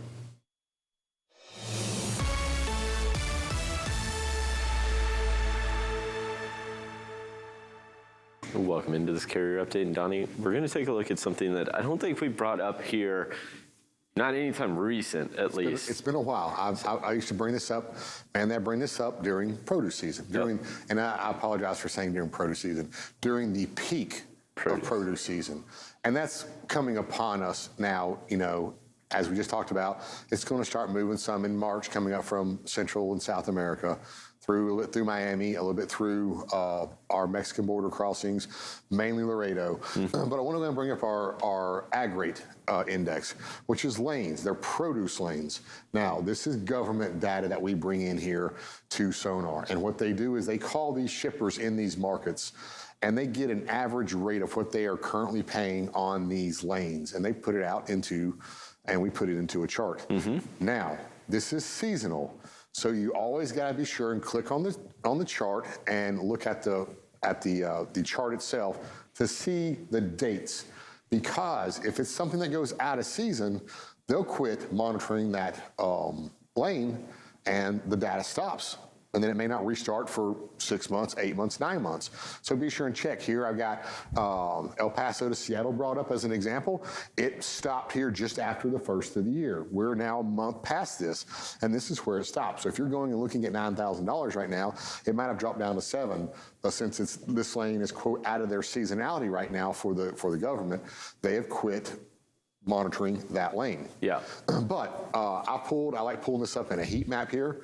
And when I pull this up, it's our ag rate index. You'll see it reads here, USDA produce truckload spot rates. And this is all in.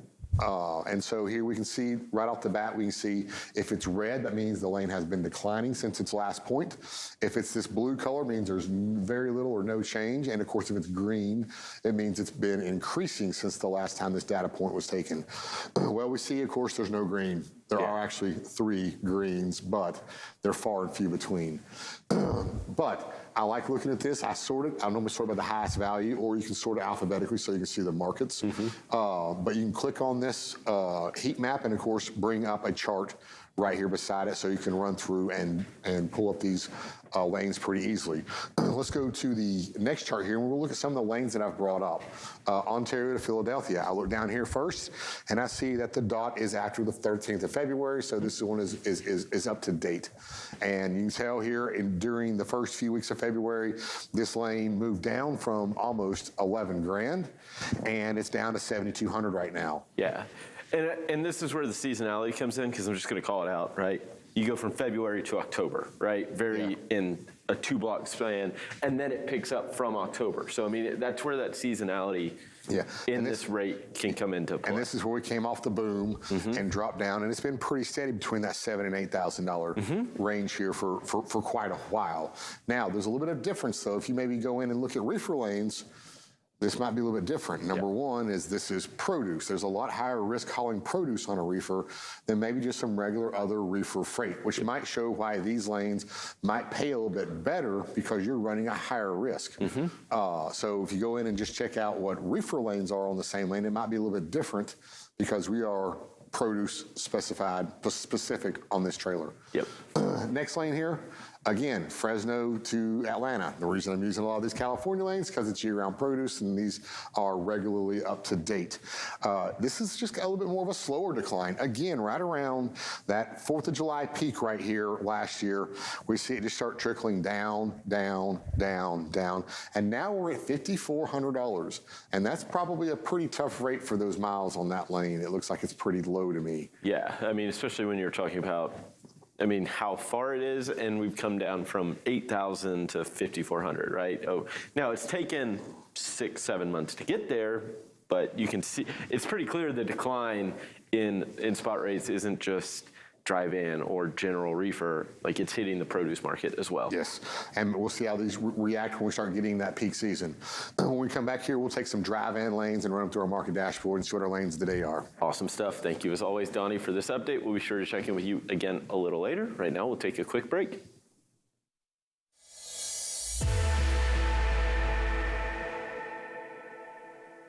The 2023 Freight Tech 25 list is filled with meaningful innovators from across the industry who are helping shape what the future of supply chain will look like.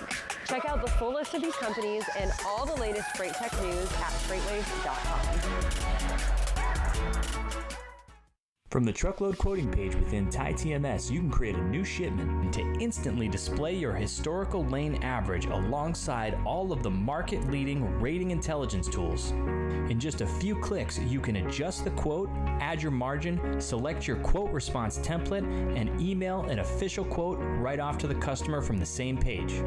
Request a demo today at tie-software.com to find out how TieTMS can optimize your quoting process.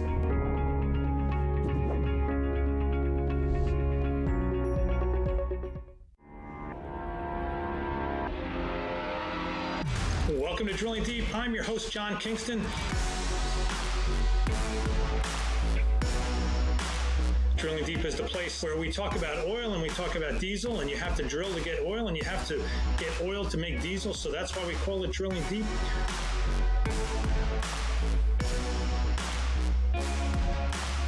Drilling Deep drops every Friday on FreightWaves TV and all available podcast platforms.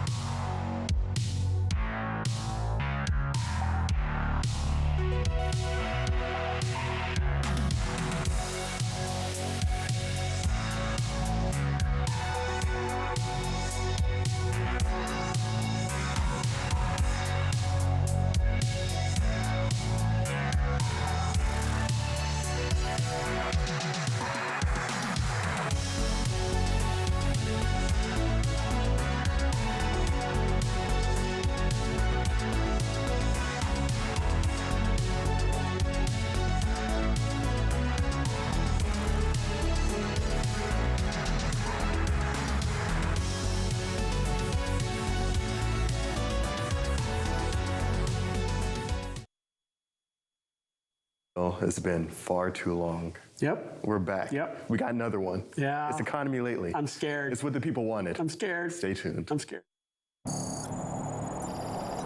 Hey, now why are we doing this again? South, we got to observe the economy from the highest level possible. You got those permits handled, right? Wait, is that a plane? Yeah, it's getting close, but we should be fine.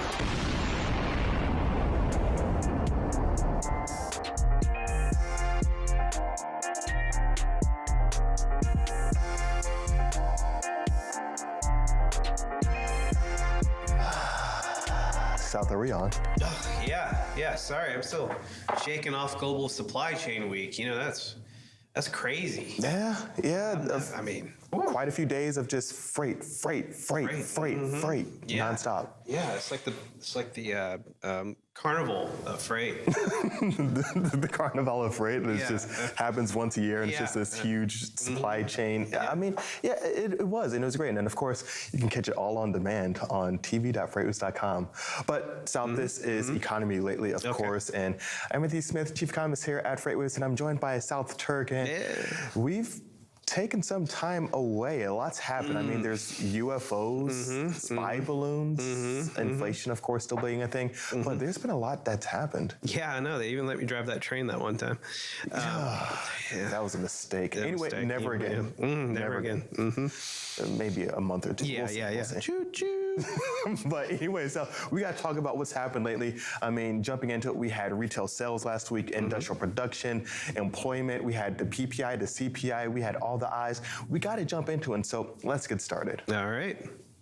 Starting it off with our first update, we have retail sales, which increased 3% for the month. And a lot of folks saw this as good news, as a sign that the consumer is resilient, that you can't stop us Americans from buying and making purchases, and that there is no sign of weakness here in the economy. But South, this number isn't adjusted for inflation. So there's that. And it's going to be measured in dollars. So, inflation continues to moderate.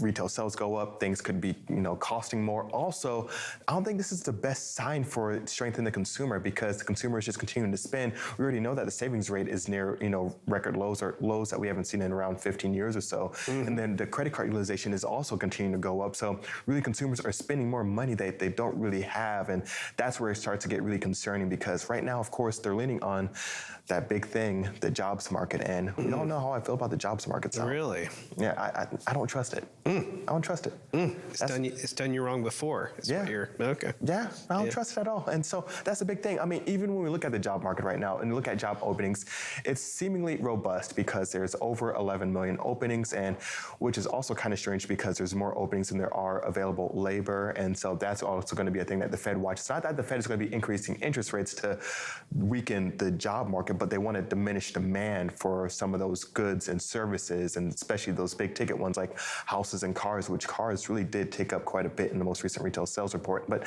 that's beyond the point. Really what we're looking at in the jobs market is that industrial jobs claims continues to moderate at a somewhat low level. So we're going to be watching that one closely again this week and in the weeks to come. But this can all suddenly shift, especially as those that have been furloughed or laid off transition from some of those company benefits onto unemployment benefits. And it's going to vary from state to state on whether you can collect company severance package and benefits and state unemployment benefits at the same time.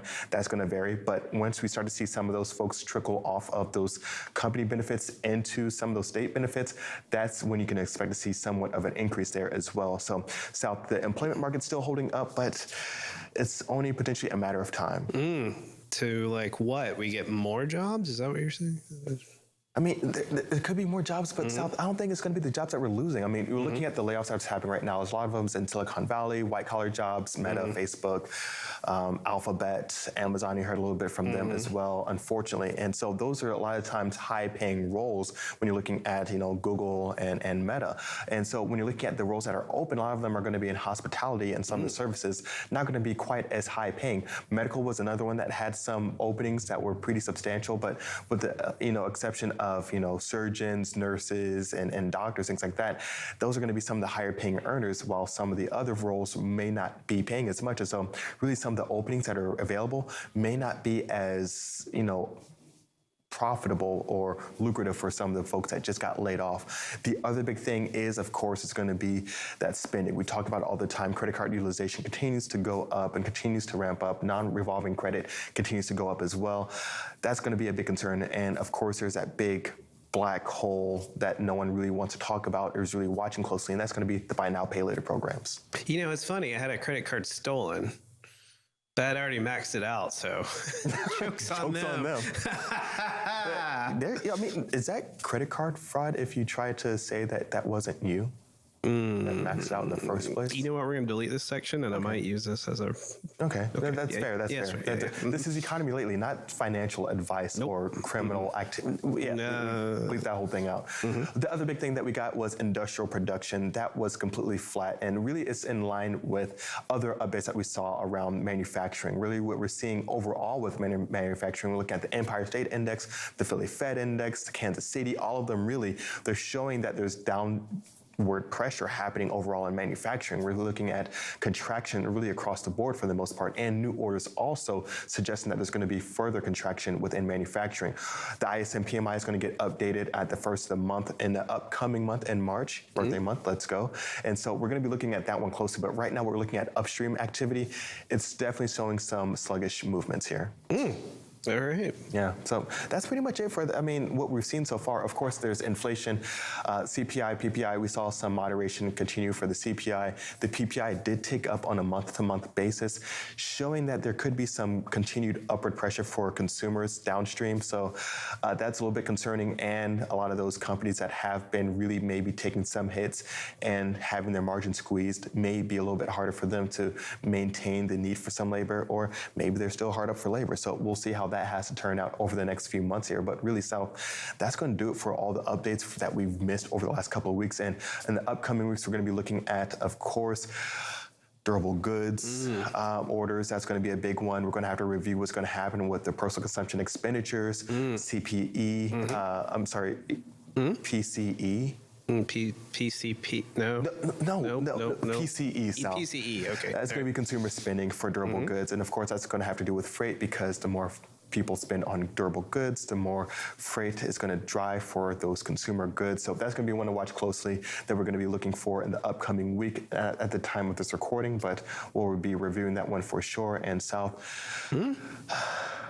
faux try. We'll see you on the next episode.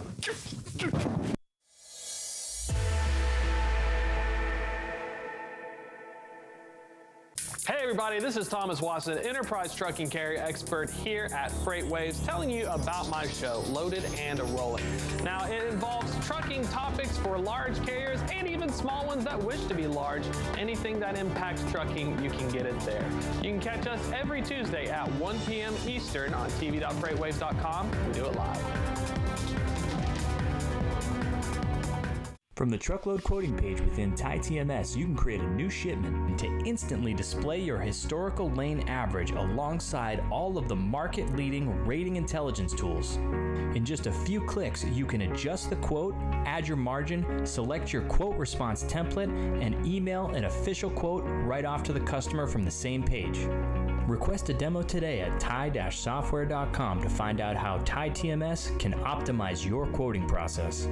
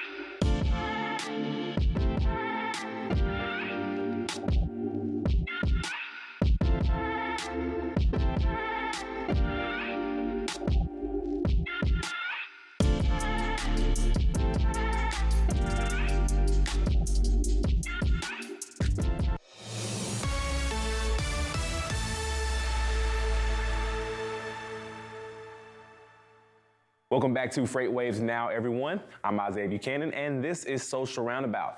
And if you're a big Ed Sheeran fan like myself, he's out with he's mixing it up a little bit, and he's going from music to hot sauce. Take a look at this video that he posted on his Instagram page. I love my food, that's no secret, but the older I get, the more I need spice. So we've developed a hot sauce called Tingly Teds. I've developed this over time with some expert hot sauce makers. We've basically whittled it down to the best flavors, the best chilies. I wanted it the same consistency as ketchup, and I wanted something that took pride of place on the shelf or in the fridge that didn't just get relegated to the cupboard with all the other hot sauces. I love it, I carry it in my suitcase wherever I go. I have it on breakfast, I have it on lunch, I have it on dinner, I have it on after show food, I have it on snacks. You can have it with anything, literally anything, except maybe not bananas. Don't do bananas. Can't wait to bring it out. I hope you guys like it. Oh, and also I have written a theme tune. Check it out. Tingly Ted makes the tongue tingle.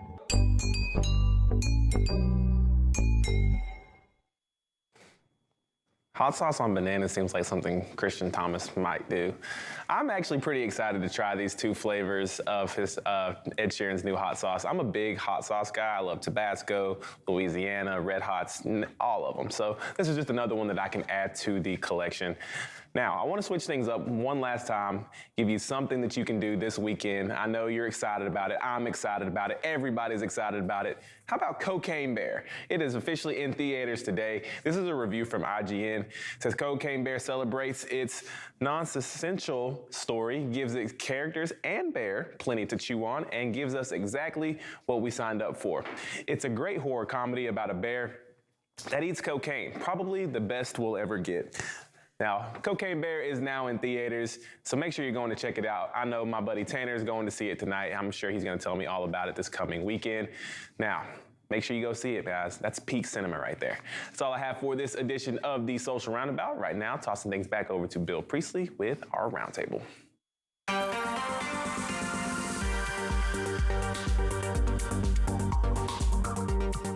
And welcome into our roundtable here. And technology has been a big disruptor of virtually any industry in the world, but particularly for freight and particularly now as well. We've got two gentlemen here that can talk about the impact of freight technology on freight. Ryan Rogers, the CEO of TextLocate, as well as Matt McClellan, the VP of Sustainability and Innovation at Covenant Logistics. Gentlemen, thanks so much for joining me. Thanks for having us. Appreciate Thank you. it. This should be fun. Did you bring enough for everybody? Just for the teacher. Oh, okay. Yeah. Oh, okay. Yeah. Beautiful, beautiful. All right. So technology.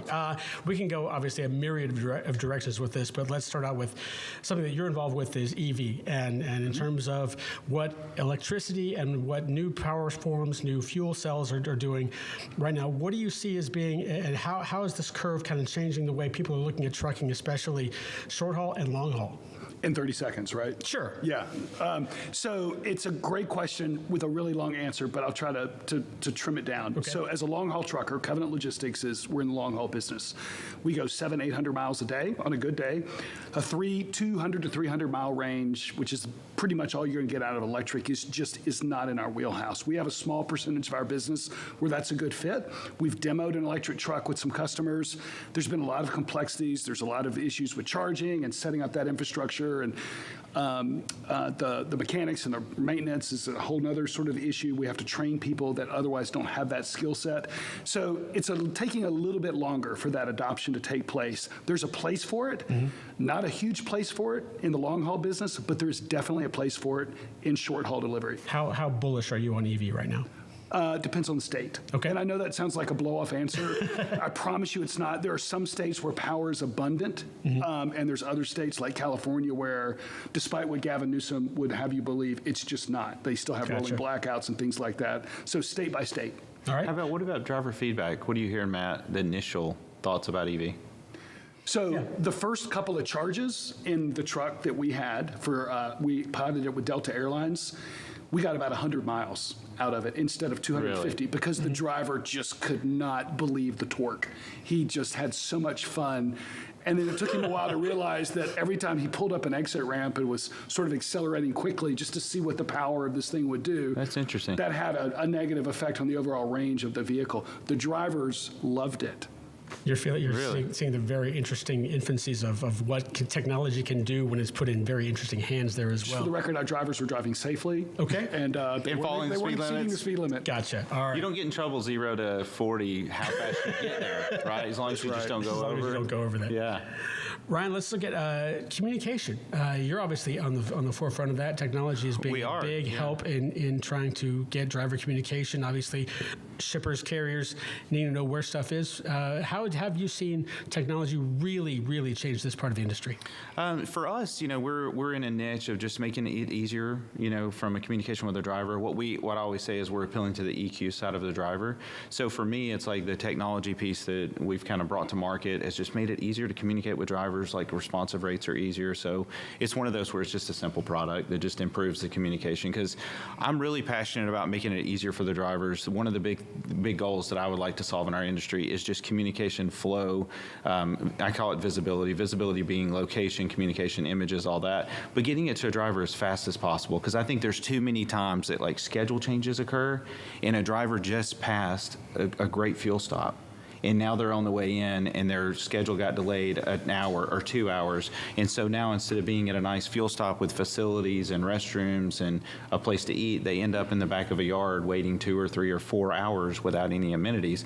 That's just one little piece that I'm like, if we could communicate that as fast as possible to the drivers, and text makes it easy. The driver doesn't have to be the first to know, but if they're the first plus one, like the broker or the shipper or whatever, as soon as they get that, include the driver at the same time. That way they can adjust their schedule. I think it would help with hours of service and just quality of life for the drivers. Another thing I like about your product is simple problem, really. I mean, communication, why would that be a problem? Simple solution, just like the shipping container, right? 1953. Yeah. We got a few of them pieces. Yeah, we got a few of them here. But it was a simple problem with a really simple solution. But it was one of the most disruptive things that's ever happened in supply chain. And yet you also have the interest of what's coming up here in the not too distant future, and that's autonomy. And in terms of getting news to a computer now as opposed to a driver, that makes that much more seamlessly antiquated. Let me ask you first off, what are what are your thoughts on autonomy as it becomes a disruptor in the trucking industry? I like autonomous. Matt, actually before Matt came on board at Covenant, we had taken a look at like Tesla's truck, and I'm sure Matt's looked at it by now too. And Ryan used to be my boss, by the way. Gotcha. At another life. There's no boss. We work together. Matt's got great ideas, and we've talked about autonomy. I think it's great. I just think personally, I think it's a little further out than people think. There's just a lot of rules, regulations, comfortability with people. But what Matt and I saw, and it's not autonomous, but I like a lot, is the level 3 truck, level 2, level 3. Getting the capability. We drove in one. Covenant has one, but the Daimler truck. Just my daughter had just turned 16. It was somewhere right there. She was about to, and Matt and I are in this truck and kind of coming through Lookout Valley on the interstate. And it just a safety precaution, because it just makes it easier. Keeping it between the lanes is a big deal. Because of driver fatigue and things, I mean, you're always kind of, drivers veer off or whatever. And I'm sitting there with a 16-year-old daughter thinking, I'd rather have this equipment in there plus the driver, not to take anything away from the driver, just like it's a safety tool. I think it's great. Now, that's not autonomous, obviously, at this point, but... What's your take on autonomous? Yeah, so I would echo Ryan's thoughts. It's funny because full-on level 4, level 5 is kind of the holy grail, but there's this middle ground. Ryan mentioned level 2. There's kind of a 2+. There's a product called Plus AI that is a... They initially they wanted to be an autonomous trucking company, and they probably still are moving that direction. But what they realized was we've got all this tech with it's level 2 on steroids. For I guess would be a good comparison. And with their technology in the truck, it can do a lot of the things to take the driver fatigue out of the equation. So we've looked at that. It's an interesting solution. Daimler is stepping up their game, on their Cascadia product with making that side of it stronger. Autonomous, which is what your question was. We're very bullish on it. Covenant's an expedited provider. We have one of the largest expedited fleets in the country, 850, 875 team drivers. So we understand what it's like to run long distances for longer than the ELD allows you for a single driver. And so it is something that's very necessary. I think one of the things you and I talked about beforehand is, does AV steal jobs? Does it take away jobs? That's exactly where we're going. Yeah, and we get a lot of questions about that from drivers. And, it's funny, Bill, I was looking at an old interview that Bill Gates did one day about automation. He was talking about robotics in the warehouse, and he was sort of talking about all kinds of things from a robotic tax because of all of the taxes that were coming out of the state systems because you don't have to pay people anymore to do these jobs. And all I could think of was, here's a guy that invented Microsoft Office, Microsoft Excel in particular, which in effect eliminated probably 3/4 of the accounting departments around the country, because now you had this incredibly powerful tool that, although replacing staff accountants wasn't the goal, that's in effect what happened. And so I just feel like autonomy is not going to take jobs away. It's just going to shift the labor force around a little bit. Kind of like the same thing they talk about with typewriters. It's just an evolution. It changed jobs. I don't think it, I agree with Matt, I don't think it takes away from that disruption. I think it's just, I like to think of it like a superpower. Do we just agree? Because usually we love usually we did, but that's only on live TV. Yeah. Well, I mean, looking at it from a perspective of the driver, especially, obviously when you're talking about autonomy, you're taking the driver out of the truck. But in other instances, yes, there are people that will say, technology will take my job, will take something. And what I've heard from people in various industries outside of trucking is that this will create more jobs, but you have to have a higher level of education or training in order to reach that as well. Is that scary on that particular front when someone, say, for instance, just wants to come out of high school or come out of college, and you got to be 21 still to have a CDL to jump into the thing? I don't think so. And personally, because I think it evolves. Like, for example, Matt likes to use this a lot, and it's true. I mean, the pilot still is in the plane. Right. So, but as far as so I don't know that I think we're a long ways before, my opinion, before a truck's just driving around completely by itself. But as far as it brings like the scary proposition. It's like Jaws before you see the shark. Right. But I think that's a long ways out. But the scarier could be the education, but I don't think so. I mean, young people coming out of school now, I mean, they're already on their phones. They're already very technology savvy. I think they roll into roles that they'll be trained and they learn. Obviously, I know a whole lot less about this than Matt spent the time. I mean, what do you think, Matt? Yeah, I've ridden in every truck, from Too Simple to Aurora, Torque, Embark, Kodiak. I've ridden in all of them, and we've partnered with two. We're very bullish on it. I agree with Ryan. The time frame is a little bit further out. It's interesting, my wife's a physician, she's an OBGYN, and she learned a few years ago how to operate on a human being with the Da Vinci robot, which is a way she can be in the next room, and it's a way to do minimally invasive surgery, and there's a lot of things about it that are interesting. In the end, she was a fan of it, and then she wasn't. It helped her do her job better with less invasive work.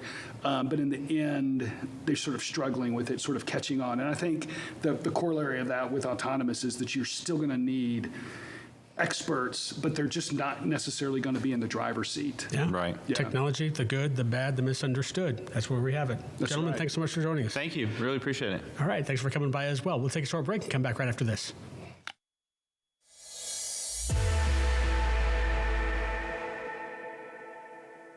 The 2023 Freight Tech 25 list is filled with meaningful innovators from across the industry who are helping shape what the future of supply chain will look like.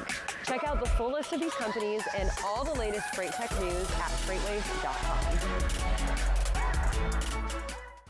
From the truckload quoting page within TieTMS, you can create a new shipment to instantly display your historical lane average alongside all of the market-leading rating intelligence tools.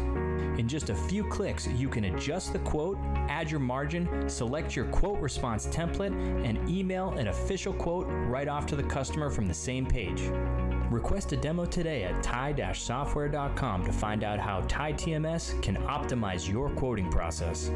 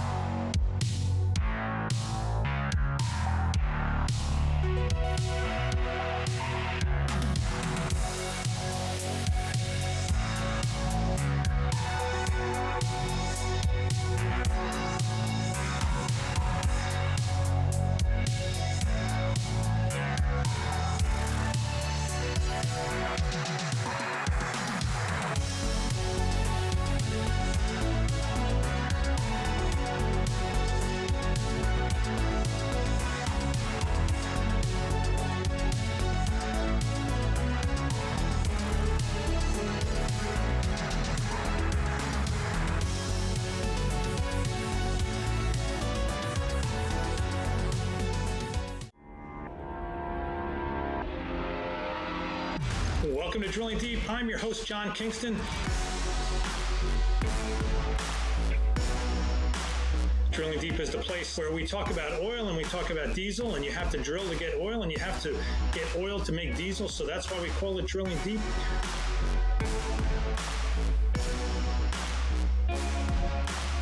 Drilling Deep drops every Friday on FreightWaves TV and all available podcast platforms.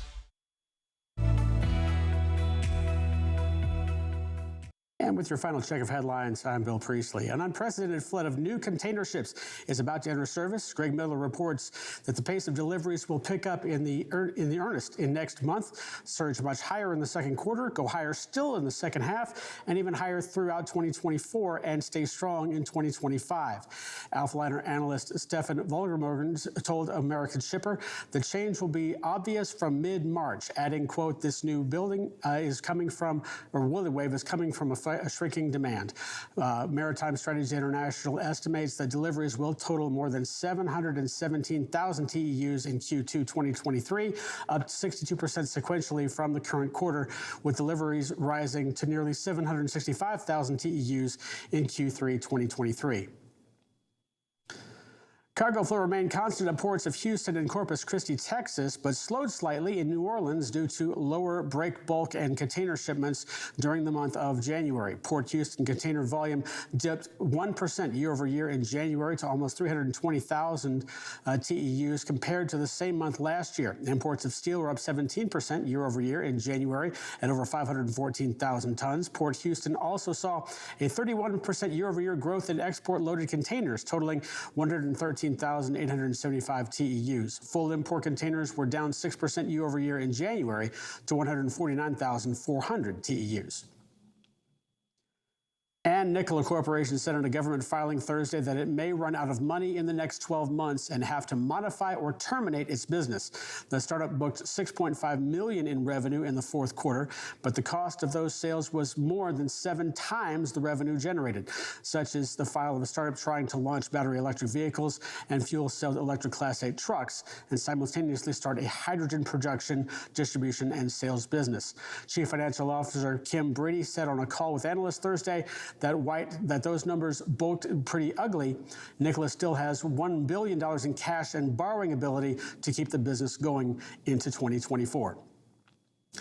And you can find details of those stories and more on FreightWaves.com and on our app. And if you're watching on our YouTube channel, don't forget to like and subscribe. For more of the full FreightWaves experience, read on over to TV.freightwaves.com. And now we'll switch it over to the wall one more time for our last carrier update.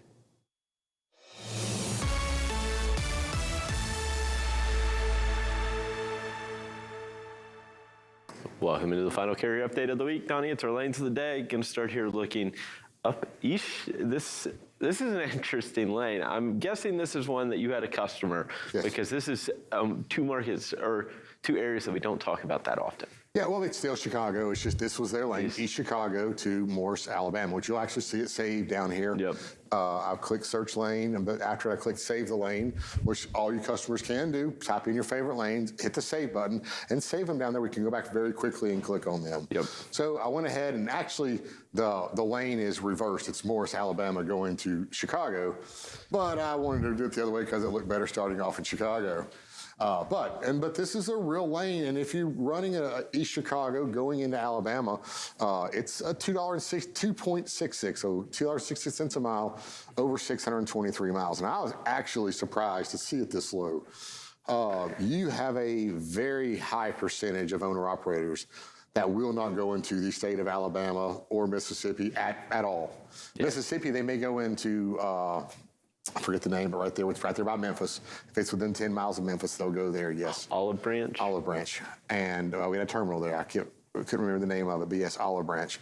They'll go into that area, obviously, but they will not go in Jackson or any further, any deeper than that, because it's hard to get out of there. And the reason why, let's go to my next chart here. Leaving, $2 a mile. And now this is all in.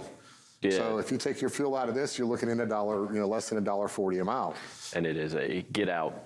But that's the way it works. You supposed to get paid a lot better going in, and coming out of there is going to be a very low rate. But your best solution is probably to get from here to Atlanta, then you'll get a better rate out of Atlanta. But leaving, $2.06, still $1,200 getting back up to Chicago. It's doable, but that's a tough one to swallow. Yeah, for sure. Next lane here.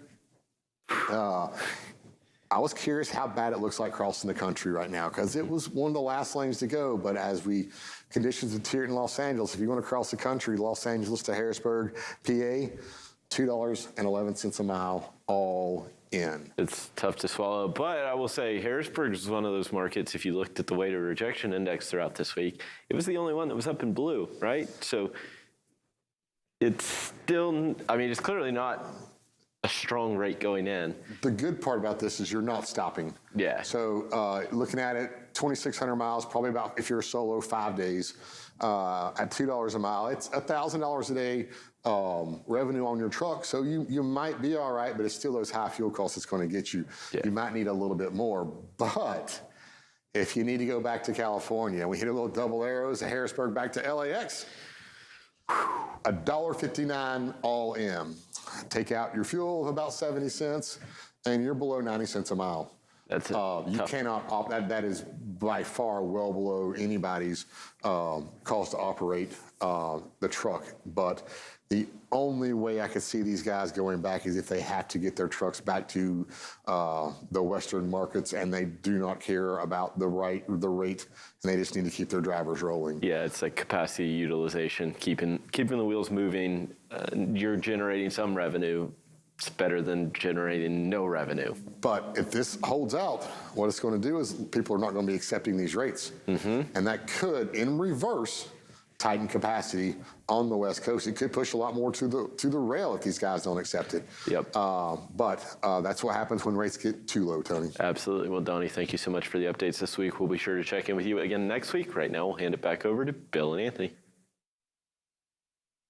All right, thanks very much, guys. Well, excuse me, I guess we didn't even. No, get it. Go ahead. All right, so thanks very much, guys. We've got a whole lot of programming here coming up later on today as well. As you can see, What the Truck again, back for its Friday edition. Fuller Speed Ahead, Running on Ice, coming up, Net Zero Carbon, and Drilling Deep with John Kingston. A whole lot of great content coming up this afternoon. That's right, and we just wrapped up our Global Supply Chain Week virtual event. If you want to watch that, you can go over to tv.freightwaves.com to get all caught up on that one. And of course, we have future events coming up. Next one's going to be, of course, our webinar with our very own CEO and founder, Craig Fuller, and head of Freight Market Intelligence, Zach Strickland, and that's going to be the state of freight and preparing for market changes. That's going to be something that we'll look out for. And of course, our next virtual event is going to be March 15th, Supply Chain Meets FinTech. So we always have something offering here at FreightWaves. And coming up in just about an hour, we have Tim Dooner and What the Truck. Stay tuned for next week's, and we'll see you later. It's going to be fun. It's going to be fun.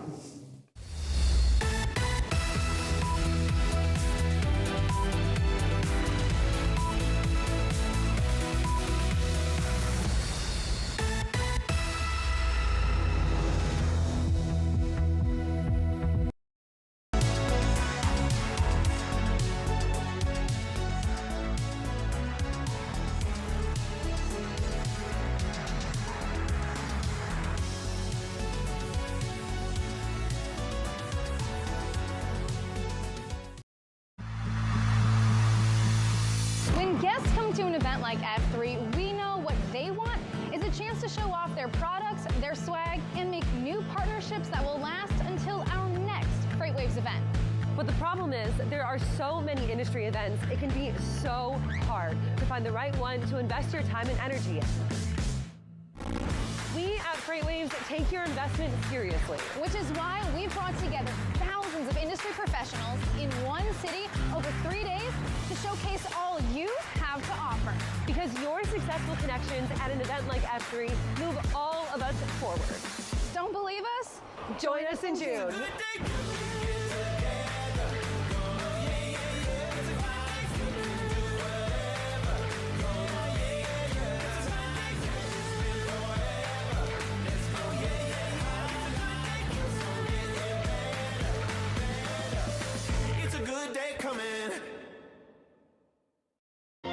FreightWaves is the #1 source for transportation and logistics news.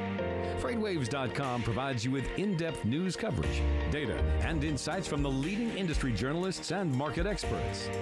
On FreightWaves.com, you can also watch the only streaming TV network dedicated to freight. FreightWaves TV provides you with coverage you won't find anywhere else. However you like your news delivered, check us out online or on the FreightWaves app.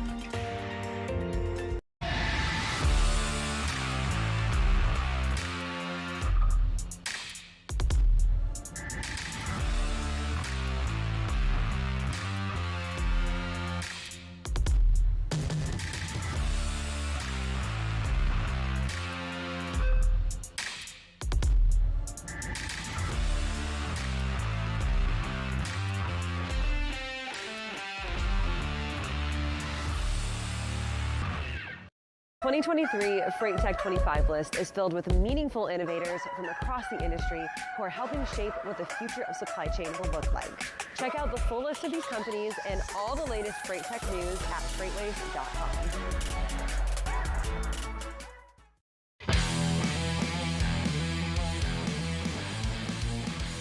What the Truck is now 3 days a week. Welcome back to another edition of Check Call. Check Call. Check Call. Check Call. Let's go. Nobody works for free, so why should we be expecting our drivers to? Okay, let's just get it together now. What are some of those proactive steps that you can start taking now? For myself, I would like the Earth to still be here for a little bit longer, but you know, is a hot dog a sandwich? Oh, okay. Is pizza an open face sandwich? It's bread. I have been ready for this question. I've seen the show. We're all in this together. Thanks for making me hungry. Now I want a hot dog. You're welcome. Catch episodes of Check Call Tuesdays at 12:30 on FreightWaves TV. Keep up with all things Check Call on freightwaves.com/checkcall. See you on the internet.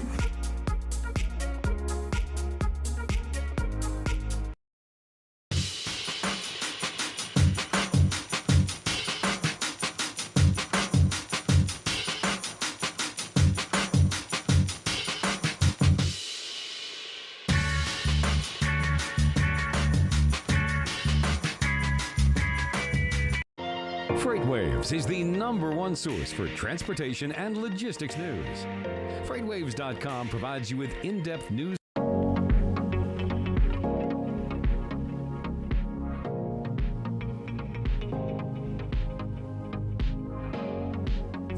Welcome into our discussion today with XPO. I'm Isaiah Buchanan, and joining me is Diana Brown, Senior Vice President of Sales Operations and Customer Experience. Diana, thanks for joining me. Thanks so much for having me today, Isaiah. I'm pleased to be here. We're really glad to have you, and let's talk about customer satisfaction. It is a key differentiator in today's increasingly competitive market. What are customers demanding from their transportation partners today? Interestingly, customer expectations are very similar. The baseline expectations are deliver my shipment on time, deliver it damage-free, provide a fair price, and make sure you provide an invoice that I can easily pay. Right? So the expectations are the same, but where you start to see some variability is with customer size. So smaller customers that ship out of 1 or 2 of our service centers, they're really looking to develop those relationships with our customer service representatives, with our drivers, in person and picking up the phone to talk to each other. Large customers that have hundreds of shipments in our network at any time, it's actually the opposite. They're looking to have real-time information and updates in their systems, right? So that's deep technology integration and making sure that we're passing all the information that they need about those hundreds of shipments. So I would say the differentiation really comes based on customer requirements. And how can XPO meet the expectations of their customers? Yeah, again, I would say it starts with the foundation is in our service centers, right? So we've got 1,000 customer service representatives in our about 300 service centers because they're closest to the freight. From there, we look at the customer life cycle. So when you sign on with XPO, we start with customer onboarding. What do you need from us? What do you need operationally? What do you need to make sure that we understand about your business? Do you need trailers and part of our equipment? It's that IT integration again. But this becomes a full project management approach for onboarding for our customers to make sure we meet their expectations. And we've really focused on this for about the last 3 years. And this, Isaiah, is one of our differentiators. We hear that time and time again from our customers. So it's super important to get off on the right foot. And then from there, it's all about, again, understanding the customer's needs. So we have a few customer teams here that act as extensions of the customer's transportation teams themselves. So think about a large consumer packaged goods company that needs to have returns managed. We do that work for them. And on the flip side, if you think about in retail, vendors needing to get their product so that it can get on the shelves in a holiday season like now, we'll actually manage all those vendor pickups, call them, make sure they're ready, make sure that they're ready for us to pick up. So someone at our customer doesn't have to do that. So we're working with them daily, weekly, and acting as just extending their team. So ultimately, we want to listen to our customers, make it super easy to do business with XPO. And to make it super easy to do business with XPO, you have to have people. They're a key component to customer experience. How do you keep your team motivated to ensure a culture of quality? Yeah, quality is job number one at XPO. It really is. It's woven into the fabric and all the way into our compensation plans, I would say. But for me, it's really thinking about recognition, rewards, and developing your employees.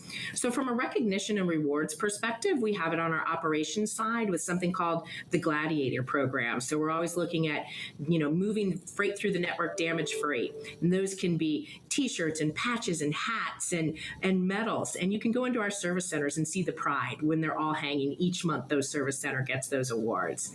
Similarly, with our customer service representatives, a lot of recognition, formal and informal program, whether it's on our XPO Go app or on our internal websites or just email, letting people know the great job that has been done and recognizing that and rewarding, and also developing. It's LTL can be pretty complicated, and so things can go wrong. When they go wrong, we want to swiftly resolve problems. So we've got a certification program for our customer service representatives that has 4 key pillars. The first one being simply fundamentals of customer service.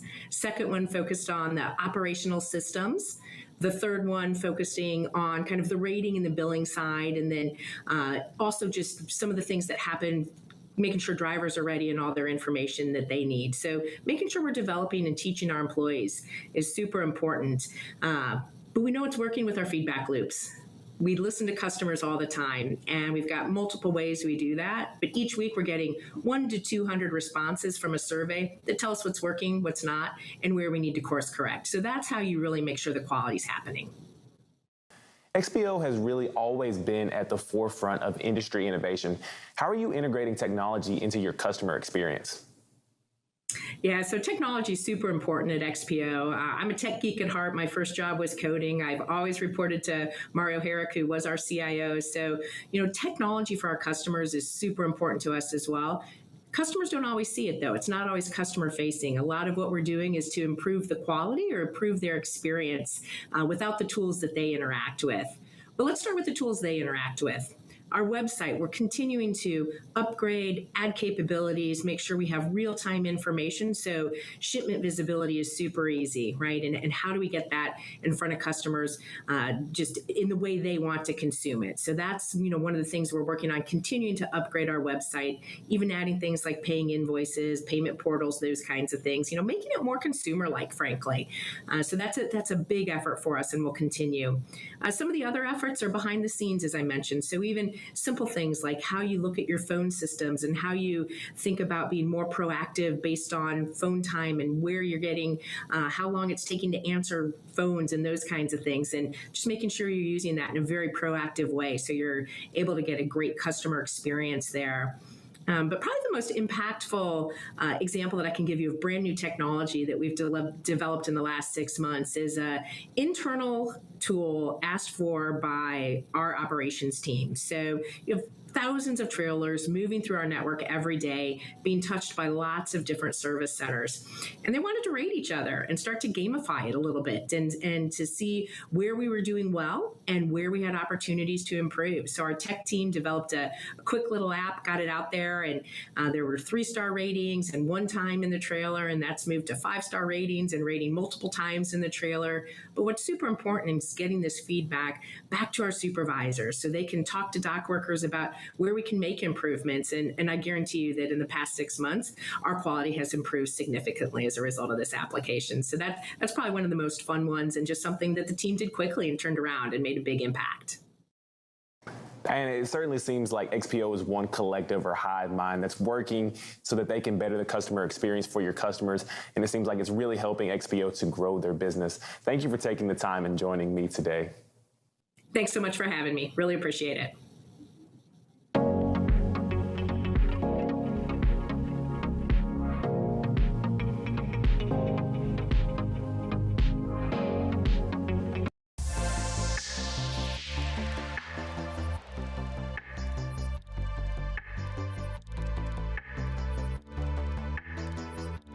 Welcome into this technology update presented by DHL Supply Chain. I'm Isaiah Buchanan, and I'm joined by Stefan Shablinski, the Vice President of Go Green, and Ted Vallon, the Senior Director of Asset Management. Gentlemen, how are you doing? Doing well, thank you. It seems DHL Supply Chain is really focused on investing in and developing a variety of new technologies. I've seen your recent announcements about autonomous forklifts, Locust Robotics, and autonomous trucks. And you're here today to talk about electric vehicles. So what are you doing with that technology, and what are your plans? Stefan, I'll let you start things off. Yes, thanks. That's a great question. So electric vehicles are a key technology for us to reach our carbon reduction targets. The targets as it relates to our own fleet is to make sure that at least 30% of our own fleet will be electric trucks or another alternative to fossil fuel diesel trucks. So that's an important technology for us. And for us, it's important to understand how to deploy this new technology in the future, which is why we started a pilot earlier this year. So why did you choose this pilot program? How is this going to help with the timeline of your electric vehicles? Sure, I can take that one. As Stefan mentioned, we're shooting for at least 30% of our fleet to be near zero carbon emission by 2030. That's part of a larger DHL goal over an even longer span of time.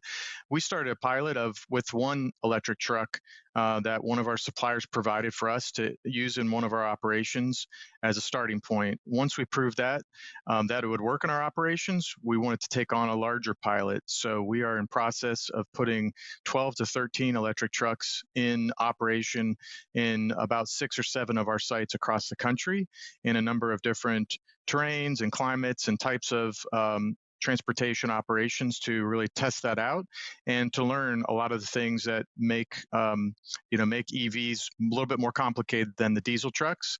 And we expect to take those learnings and then leverage it for a continued rollout toward that overall 30% target that we have.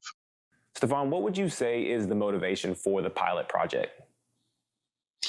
Yeah, that's a great question. For us, we believe that it's really important to be one of the early adopters, to learn as much as we can, to be able to bring this technology to scale in the future. We understand now that it's quite a challenge to deploy electric vehicles, but we believe that it requires a lot of learning and also changing processes, upskilling people in our organization to figure out how to deploy electric vehicles in the future, almost like a standard way of doing business in the future. So where are you with that timeline? Are you still lining up EV OEMs and evaluating technologies? Do you have any pilot projects right now? Yes, we are. We're making a lot of progress. We started earlier this year in earnest, first selecting the actual OEMs that we wanted to work with, evaluating our site operating profiles to figure out where EVs could be a fit based on the mileage range and a number of other factors. You have to evaluate charge time available and some other things like that, payload constraints. There are also some considerations around available incentives that help bring the cost down. So we've made all those evaluations. We've also selected some providers to assist us with implementing the charging infrastructure. So that was another round of activity to identify those providers we wanted to work with.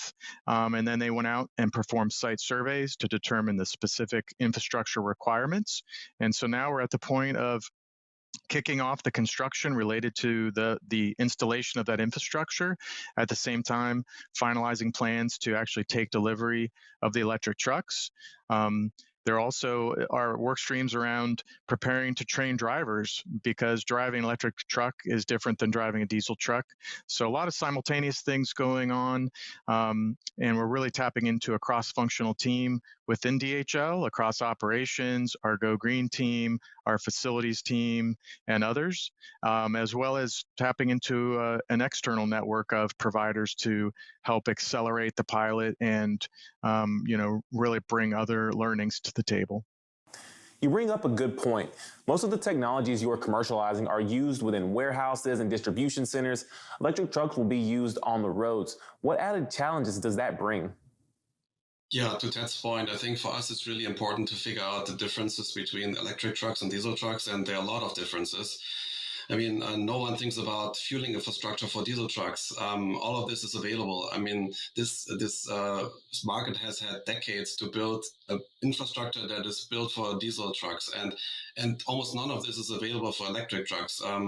As Ted alluded to, the charging infrastructure we have to build ourselves at our facilities. So there's, at this point in time, no public charging infrastructure for big trucks available that we can make use of. But also when it comes to service and servicing electric trucks, I guess all the service stations available in the country are able to service diesel trucks, but only very few are able to service electric trucks. So all of this infrastructure needs to be built. And that's why when we talk about suppliers, we're actually not talking about suppliers, but partners. We need to have a lot of partners on board to jointly build this infrastructure. And one of the efforts that we have started earlier this year is build this ecosystem of many different OEMs and partners to work together to not only provide the truck, because the truck is not the only element to bring electrification to life. It's the charging infrastructure, it's the service infrastructure, it's the training capabilities to train our drivers, because the driver has a huge impact on the range of an electric truck, because the electric truck is able to regenerate electricity and feed this back to the battery. Depending on the capability of the driver, you can squeeze out another 20% of the range of that battery. So these are all very important elements that we need to piece together. So the purpose of this pilot for us is not to bring out another 10 or 15 electric vehicles and be happy with that. But the purpose of this pilot is really for us to learn how to bring it to scale in the future, to change processes, to build a playbook so that people in finance, in our fleet management, and our operations really understand how to deploy electric trucks almost like as a standard concept in the future, as opposed to being something very special for us. How are customers going to benefit from this Go Green project? Sure, they can benefit directly because they are effectively outsourcing their supply chains to us. And transportation, conventional generates carbon. And so part of their goals to reduce carbon come through the services that we're providing. So by DHL taking the initiative to take on these pilots and to, work to convert our fleet, really helps them in their overall carbon goals as well as part of their overall supply chain. And DHL is really taking a position, to be forward and open to taking on new technology. There are a lot of uncertainties and some risks that we understand we're taking on by moving forward in this pilot, not just waiting for others to take it on, but being a part of that sort of leading edge in this area. So I think that's part of what we bring to the table as well, is that learning curve and ability and willingness to take that on in the market. Or what do you think the timeline is with this infrastructure for the electric charging stations for trucks? How long do you think it's going to take us to be where we are sufficient in that area? I think there's going to be a lot of evolution to take place, and because we wanted to get going on it, we are installing charging stations at our actual operating facilities. I think a lot remains to be seen how it may unfold in terms of public charging, or also some type of shared scenario where maybe one of our trucks is able to charge at one of the delivery locations instead of always relying on charging at our home domicile. So it's one of the really interesting things in this space is the amount of new solutions that are going to be brought forward. The capital markets will decide what technology makes sense and who and how is it paid for and things like that. So again, we didn't want to wait too long for all that to be determined. So we're going to move forward, but continue to watch things evolve and develop as we progress. Gentlemen, where can people go to learn more about DHL's transportation capabilities? Sure. If people want to learn more, they can go to our website and dhl.com/supply-chain/transportation. Stefan, Ted, thank you for joining me today for this technology update talking about electric trucks. Thank you again for joining me. Thank you very much. Thank you.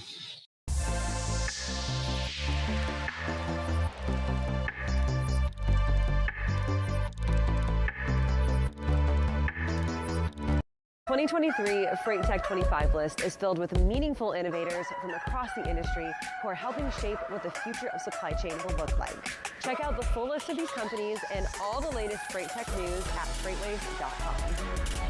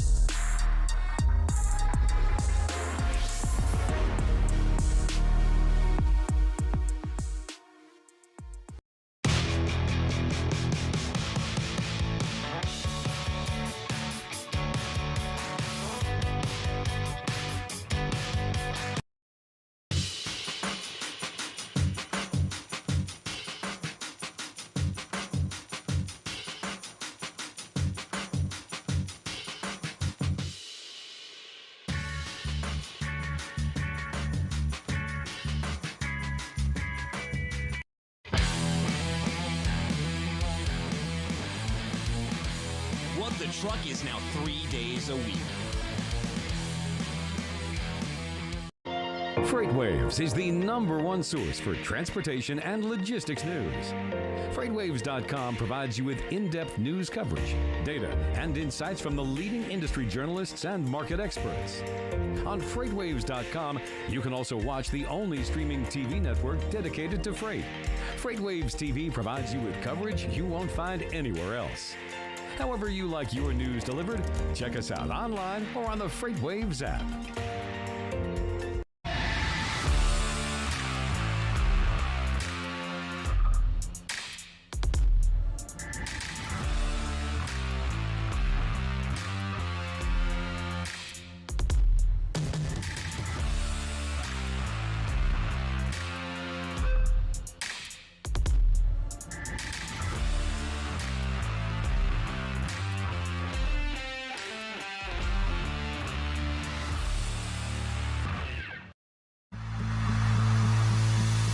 When guests come to an event like F3, we know what they want is a chance to show off their products, their swag, and make new partnerships that will last until our next FreightWaves event. But the problem is there are so many industry events, it can be so hard to find the right one to invest your time and energy in. We at FreightWaves take your investment seriously. Which is why we've brought together thousands of industry professionals in one city over 3 days to showcase all you have to offer. Because your successful connections at an event like F3 move all of us forward. Don't believe us? Join us in June.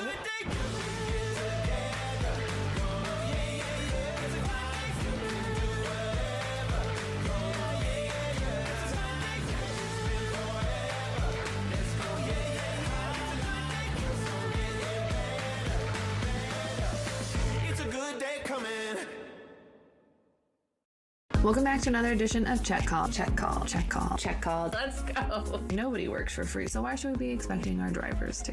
Okay, let's just get it together now. What are some of those proactive steps that you can start taking now? For myself, I would like the Earth to still be here for a little bit longer, but you know, is a hot dog a sandwich? Okay. Is pizza an open-faced sandwich? It's bread. I have been ready for this question. I've seen the show. We're all in this together. Thanks for making me hungry. Now I want a hot dog. You're welcome. Catch episodes of Check Call Tuesdays at 12:30 on FreightWaves TV. Keep up with all things Check Call on FreightWaves.com/checkcall. See you on the internet.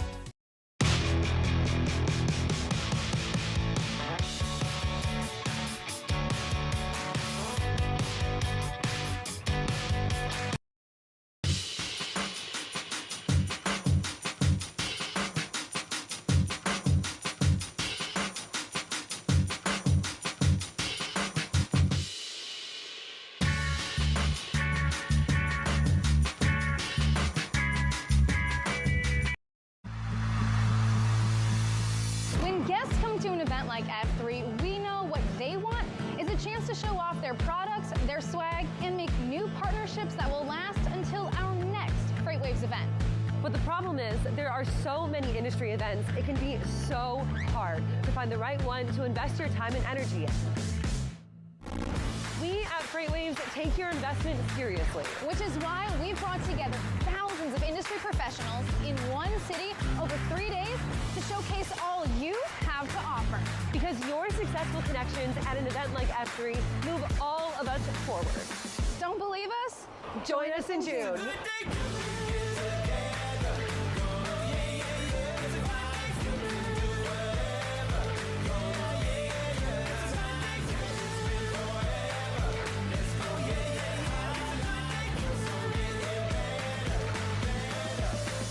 Good day coming.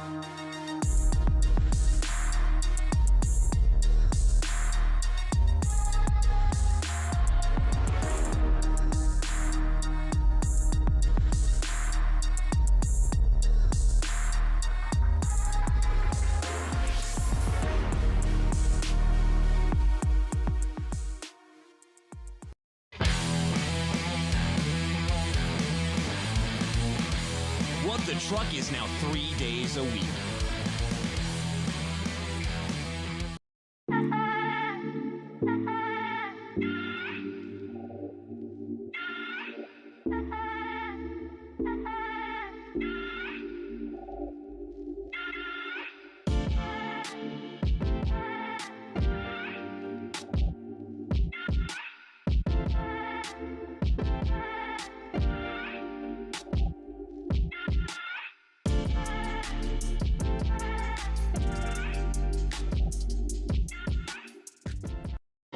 FreightWaves is the #1 source for transportation and logistics news.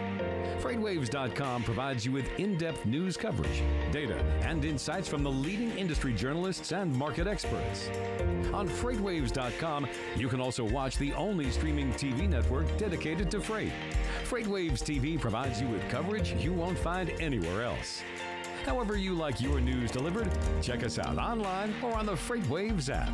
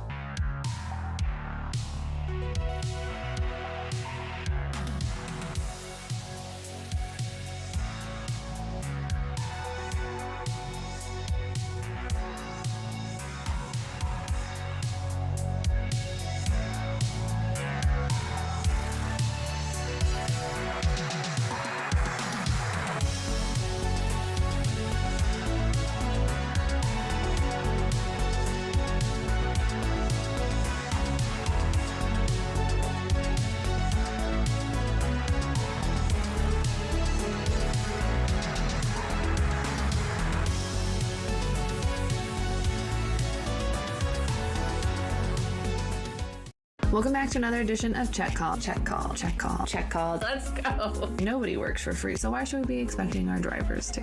Okay, let's just get it together now. What are some of those proactive steps that you can start taking now? For myself, I would like the Earth to still be here for a little bit longer, but you know, is a hot dog a sandwich?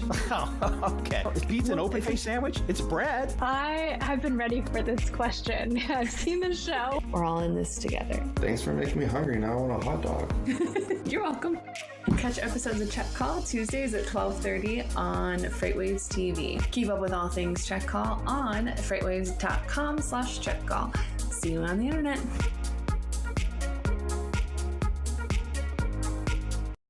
The 2023 Freight Tech 25 list is filled with meaningful innovators from across the industry who are helping shape what the future of supply chain will look like.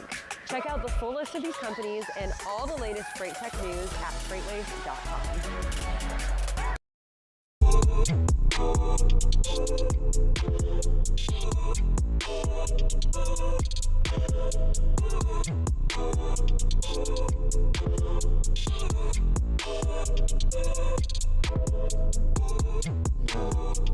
It's decent.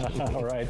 Welcome to Freightonomics this week. Head of Freight Market Intelligence, Zach Strickland, here with you, as well as the return of the great chief economist, Anthony Smith, fresh off of his trip to New Orleans. Welcome back. Thank you. Tony Mulvey filled in for you last week, did arguably a better job, but you know, it's you set the bar relatively low. I'm kidding. This week has been action-packed with economic releases, and I think we're still struggling with this concept of bottoming. That seems to be the recurring theme, is like, we have this like cautious optimism, economically speaking. And transportation-wise, it's already been kind of like felt like we're already like deep in a freight recession, like volumes are down, spot rates are down, et cetera. But economically, we've been kind of holding back a little bit. Like it hadn't been like, it's been like inflation. I don't know if you've heard of it. No.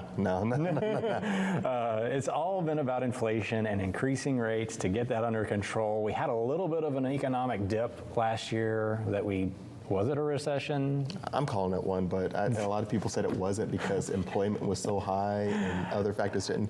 Well, I'm okay with that, because you know what? If that wasn't a recession, that's fine. I don't know what a recession is anymore, and what the correct requirements are going to be, what employment has to be in order to kind of get that classification. But I would say it was. I mean, just briefly, ever so slightly. It's fine. Stop! Don't change the game on us now. Don't change the definition. But anyway, we're gonna break down. We've got a lot of macro releases that I want to discuss. I have a lot of questions for you today, Anthony Smith. So we're going to dive deeper into the economy. But first off, let's get it started with our Freight in 2. Market in 2. Let's do it. Count me in. Let's do it. 3, 2, 1, go. All right, first up, I told you guys, if you don't see this coming yet, I can't help you. OTVI, Outbound Tender Volume Index, first on the docket. This is our demand side indicator.